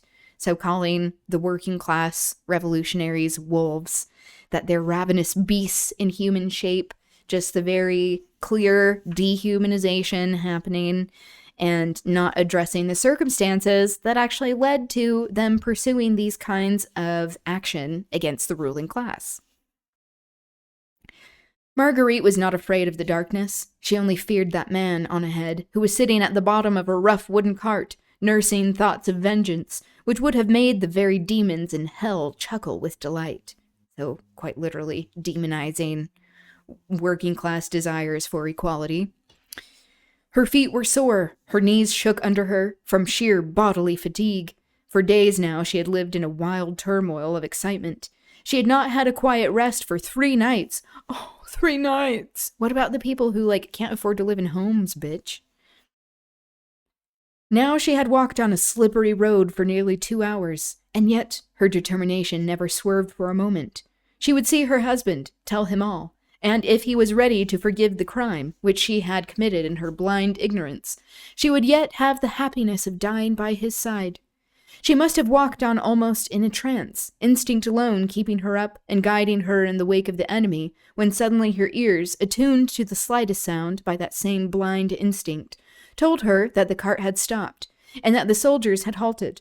They had come to their destination. No doubt on the right, somewhere close ahead, was the footpath that led to the edge of the cliff and to the hut.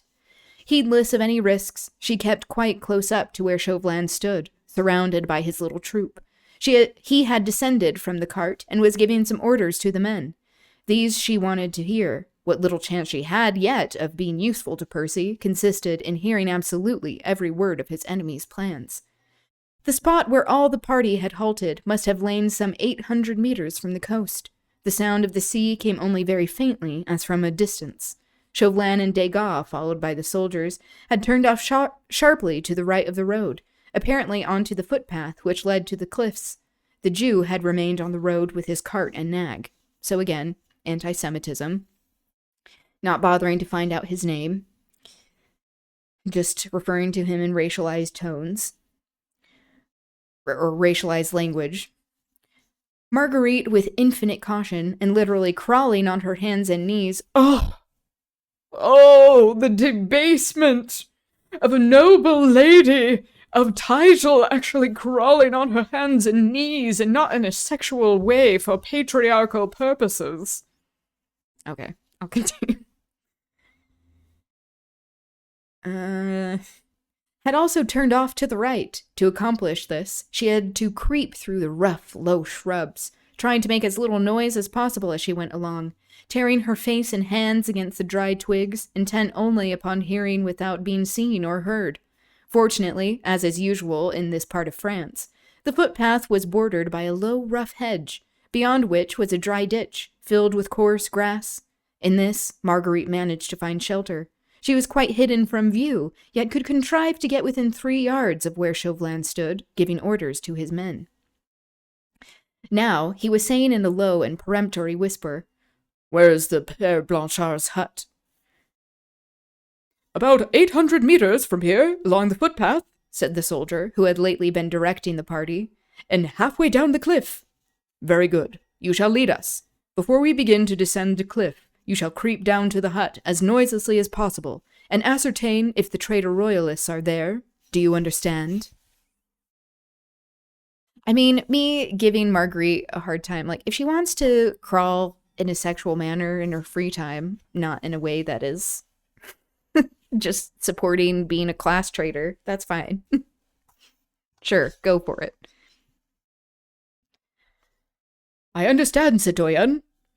Now listen very attentively, all of you," continued Chauvelin impressively, and addressing the soldiers collectively. "For after this, we may not be able to exchange another word, so remember every syllable I utter, as your very lives depended on your memory. Perhaps they do," he added dryly. Well, citoyen," said Degas, "and a soldier of the Republic never forgets an answer." You, who have crept up to the hut, will try to peep inside. If an Englishman is there with those traitors, a man who is tall above average, or who stoops as if he would disguise his height, then give a sharp, quick whistle as a signal to your comrades. All of you, he added, once more speaking to the soldiers collectively, then quickly surround and rush into the hut, and each seize one of the men there before they have time to draw their firearms. If any of them struggle, shoot at their legs or arms, but on no account kill the tall man. Do you understand? We understand, citoyen. So again, her just like Baroness Orsi, the author constantly being like, oh, they're so bloodthirsty, but he's like, okay, don't kill him. Yeah. Bloodthirsty, eh? The man who is tall above average is probably also strong. Strong above average. What? This is such a stupid way to say that. Strong above average. It will take 4 or 5 of you at least to overpower him. Maybe it helps if he's, like, not starving, you know? He actually has, like, regular meals. There was a little pause. Then Chauvelin continued. If the royalist traitors are still alone, which is more likely to be the case, then warn your comrades who are lying in wait there. And all of you creep and take cover behind the rocks and boulders round the hut, and wait there in dead silence until the tall Englishman arrives. Then only rush the hut when he is safely within its doors. But remember that you must be as silent as the wolf is at night, when he prowls around the pens. I do not wish these royalists to be on the alert. The firing of a pistol, a shriek, or a call on their part would be sufficient, perhaps to warn the tall personage to keep clear of the cliffs and of the hut, and, he added emphatically, it is the tall Englishman whom it is your duty to capture tonight. You shall be implicitly obeyed, citoyen. Then get along as noiselessly as possible, and I will follow you. What about the Jew, citoyen? Oh my god. Talking, again, this anti-Semitism.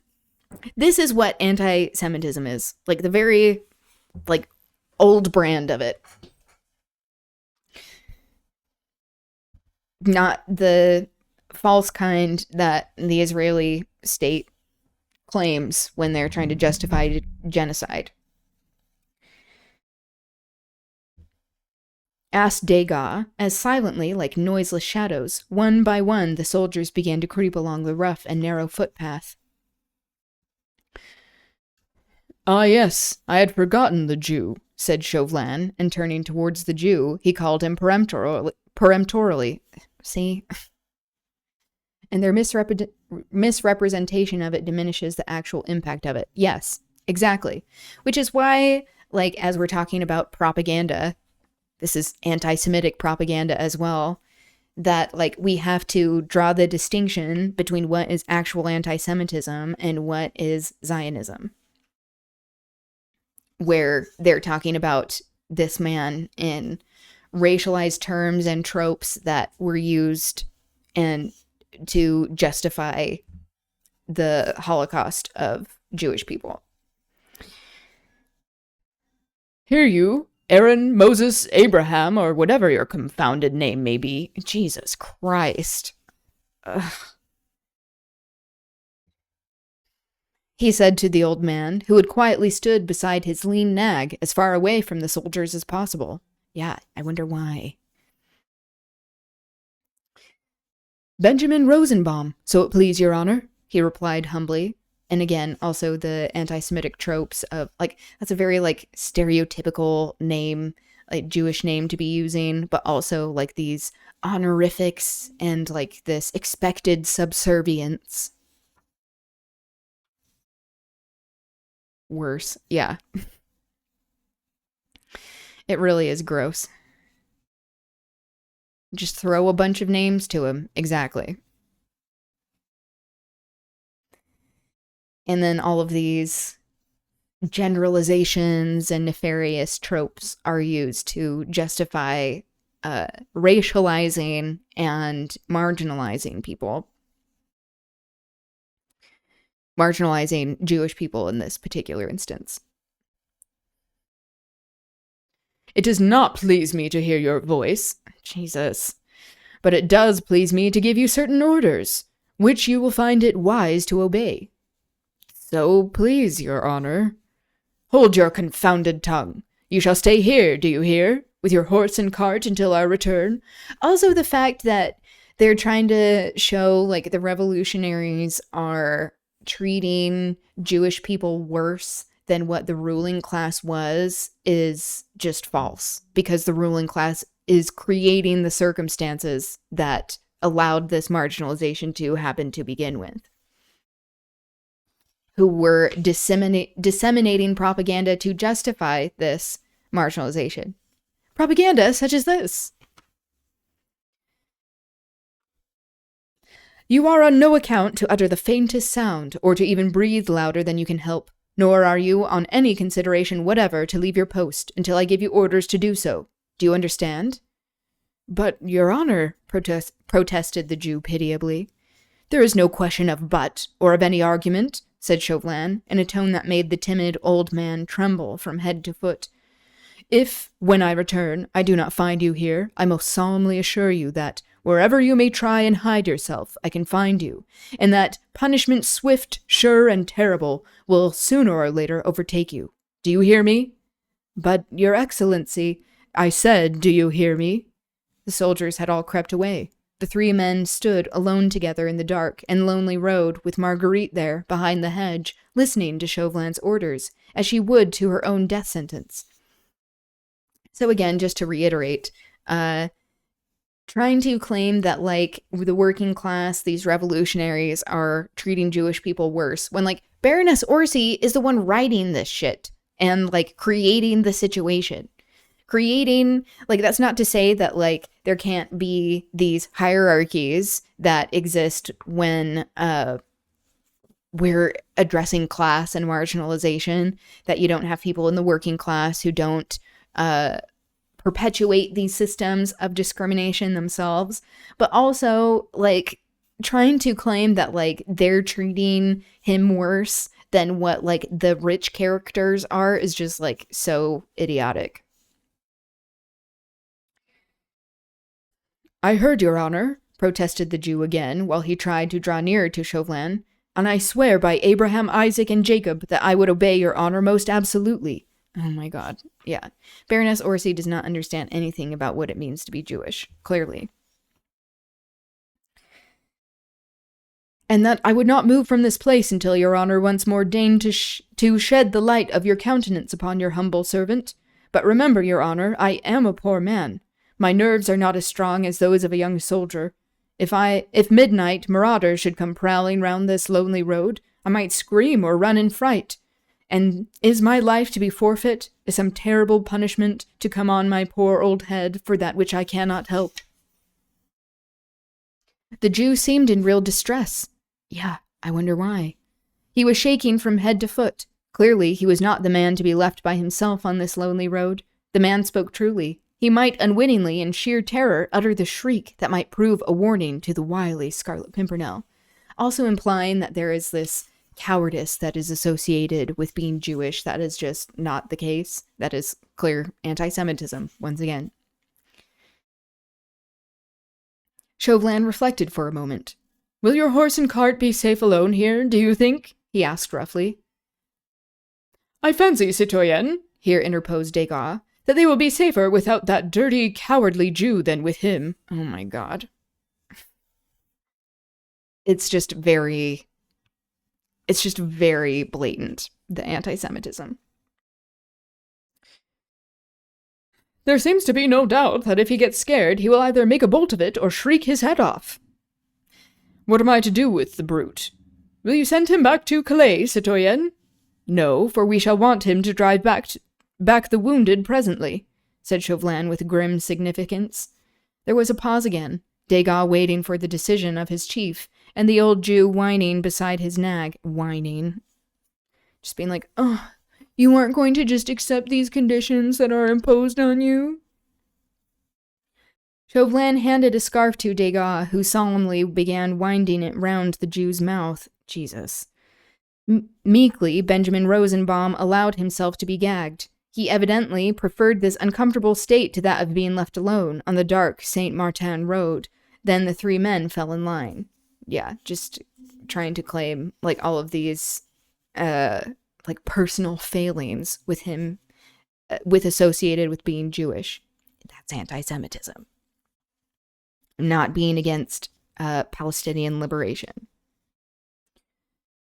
Quick, said Chauvelin impatiently. We have already wasted much valuable time. In the firm footsteps of Chauvelin and Degas, the shuffling gait of the old Jew soon died away along the footpath. Also saying shuffling, another anti-Semitic trope. Marguerite had not lost a single one of Chauvelin's word of command. Every nerve was strained to completely grasp the situation first, then to make a final appeal to those wits which had so often been called the sharpest in Europe, and which alone might be of service now. Yeah, the sharpest in Europe? Bitch, you just discovered that your husband was the Scarlet Pimpernel when it was very obvious. Certainly, the situation was desperate enough. A tiny band of unsuspecting men quietly awaiting the arrival of their rescuer, who was equally unconscious of the trap laid for them all. It seemed so horrible, this net, as it were drawn in a circle at dead of night on a lonely beach, round a few defenseless men. Defenseless because they were tricked and unsuspecting of these, one of the husband she idolized, another the brother she loved. She vaguely wondered who the others were, who were also calmly waiting for the Scarlet Pimpernel, while death lurked behind every boulder of the cliffs. For the moment she could do nothing but follow the soldiers and Chauvelin. She feared to lose her way, or she would have rushed forward and found that wooden hut, and perhaps been in time to warn the fugitives and their brave deliverer yet. For a second, the thought flashed through her mind of uttering the piercing shrieks which Chauvelin seemed to dread as a possible warning to the Scarlet Pimpernel and his friends, in the wild hope that they would hear, and have yet time to escape before it was too late. But she did not know how far from the edge of the cliff she was. She did not know if her shrieks would reach the ears of the doomed men. Her effort might be premature, and she would never be allowed to make another. Her mouth would be securely gagged, like that of the Jew, and she a helpless prisoner in the hands of Chauvelin's men. So you would view yourself as being a prisoner in that situation, but not what's happening to this man who is Jewish at this time. I'm just like, oh yeah, it's good. Like, he wants to be gagged. Okay.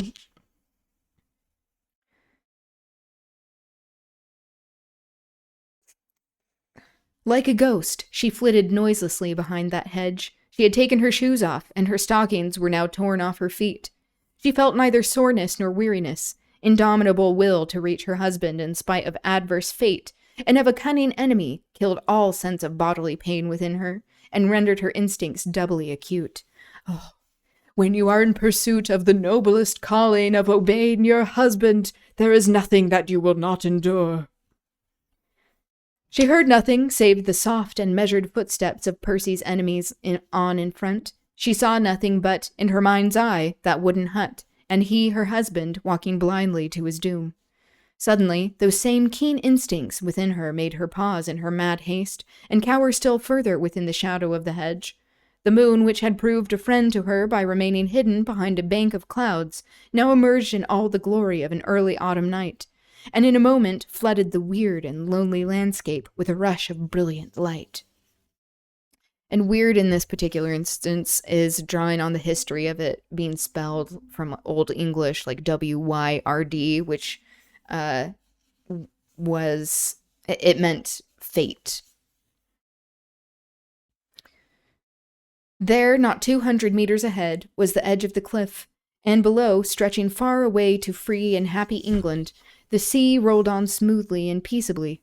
Marguerite's gaze rested for an instant on the brilliant, silvery waters, and as she gazed, her heart, which had been numb with pain all these hours, seemed to soften and distend, and her eyes filled with hot tears.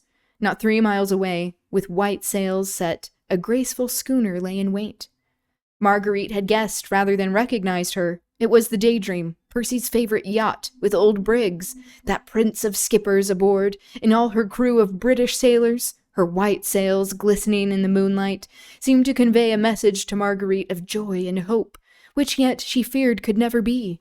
So again, he has a yacht that's waiting for him, and they're like, oh, he's up against the most animalistic revolutionaries when all he has is all of these people at his disposal and so much money. It's like, what? Much less familiar with that use of it. Yeah, that's okay. I also am just a nerd and grew up reading that word in that context more often. She waited there, out at sea, waited for her master, like a beautiful white bird, all ready to take flight. Yeah, calling her husband her master. And he would never reach her, never see her smooth deck again. Oh, wait. She waited, so meaning the boat. But also, why is it that ships are constantly called, like, female? And that's like, you are an object that must be directed. Like, what is that about?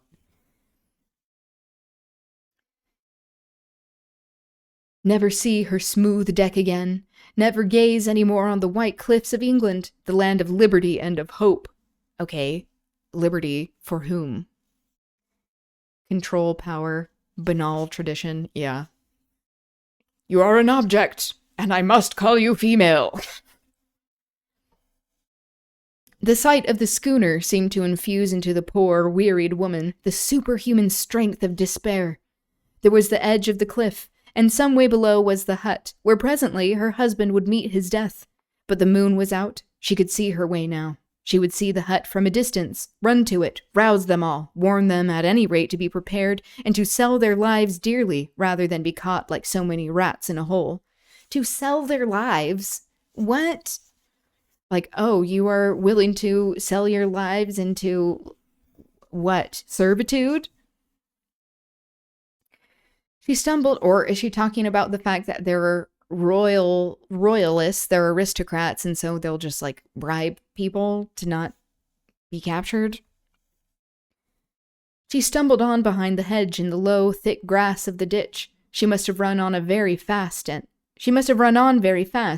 had outdistanced Chauvelin and Degas, for presently she reached the edge of the cliff and heard their footsteps distinctly behind her. But only a very few yards away, and now the moonlight was full upon her. Her figure must have been distinctly silhouetted against the silvery background of the sea. Only for a moment, though. The next she had cowered like some animal doubled up within itself. She peeped down the great rugged cliffs. The descent would be easy enough, as they were not precipitous, and the great boulders afforded plenty of foothold. Suddenly, as she gazed, she saw at some little distance on her left, and about midway down the cliffs, a rough wooden construction, through the walls of which a tiny red light glimmered like a beacon. Her very heart seemed to stand still. The eagerness of joy was so great that it felt like an awful pain. She could not gauge how distant the hut was, but without hesitation she began the steep descent, creeping from boulder to boulder, caring nothing for the enemy behind, or for the soldiers who evidently had all taken cover since the tall Englishman had not yet appeared. On she pressed, forgetting the deadly foe on her track, running, stumbling, footsore, half dazed, but still on, when suddenly a crevice or stone or slippery bit of rock threw her violently to the ground. She struggled again to her feet and started running forward once more to give them that timely warning, to beg them to flee before he came, and to tell him to keep away from this death trap, away from this awful doom. But now she realized that the other steps, quicker than her own, were already close at her heels. The next instant a hand dragged at her skirt, and she was down on her knees again, while something was wound round her mouth to prevent her uttering a scream. Bewildered, half frantic with the bitterness of disappointment, she looked round her helplessly, and bending down quite close to her, she saw through the mist, which seemed to gather round her, a pair of keen, malicious eyes, which appeared to her excited brain to have a weird, supernatural green light in them.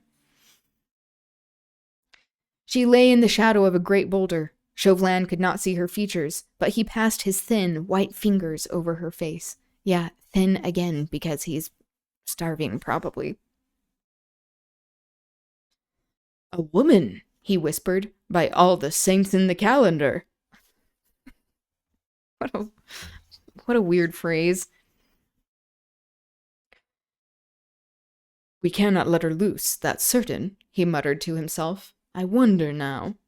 Suddenly he paused, and after a few seconds of deadly silence, he gave forth a long, low, curious chuckle, while once again Marguerite felt with a horrible shudder his thin fingers wandering over her face. Dear me, he whispered with affected gallantry. This is indeed a charming surprise. And Marguerite felt her restless hand raised to Chauvelin's thin, mocking lips. The situation was indeed grotesque, had it not been at the same time so fearfully tragic. The poor, weary woman, broken in spirit and half frantic with the bitterness of her disappointment, receiving on her knees the banal, gallantries of her deadly enemy. Her senses were leaving her, half choked with the tight grip round her mouth. She had no strength to move or to utter the faintest sound. The excitement which all along had kept up her delicate body. Her delicate body, seemed at once to have subsided, and the feeling of blank despair to have completely paralyzed her brain and nerves. Chauvelin must have given some directions which she was too dazed to hear, for she felt herself lifted off her feet, the bandage round her mouth was made more secure, and a pair of strong arms carried her towards that tiny red light on ahead, which she had looked upon as a beacon, and the last faint glimmer of hope. So, she thinks it's Chauvelin. But is it? We shall see. Okay, so that's the end of that chapter. All right. Tomorrow we'll read chapter 29. We'll get into Culture Corner. There have been some submissions by fellow chatters. And I'm excited to show you some of this art that we're talking about.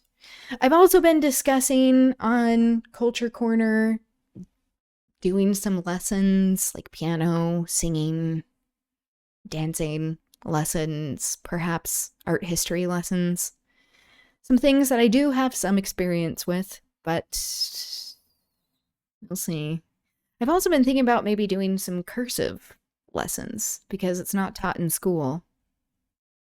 So, I don't know. We'll see what I decide on. If there are any opinions as to what we should embark on first, let me know. But that's going to be it for me today. Thank you for being here. It was great chatting with you all. It's been far too long since I practiced my cursive. I primarily write in cursive, and this is not great because people who can write and read in cursive already have a hard time reading my and certainly the young folks cannot read it, but we'll see.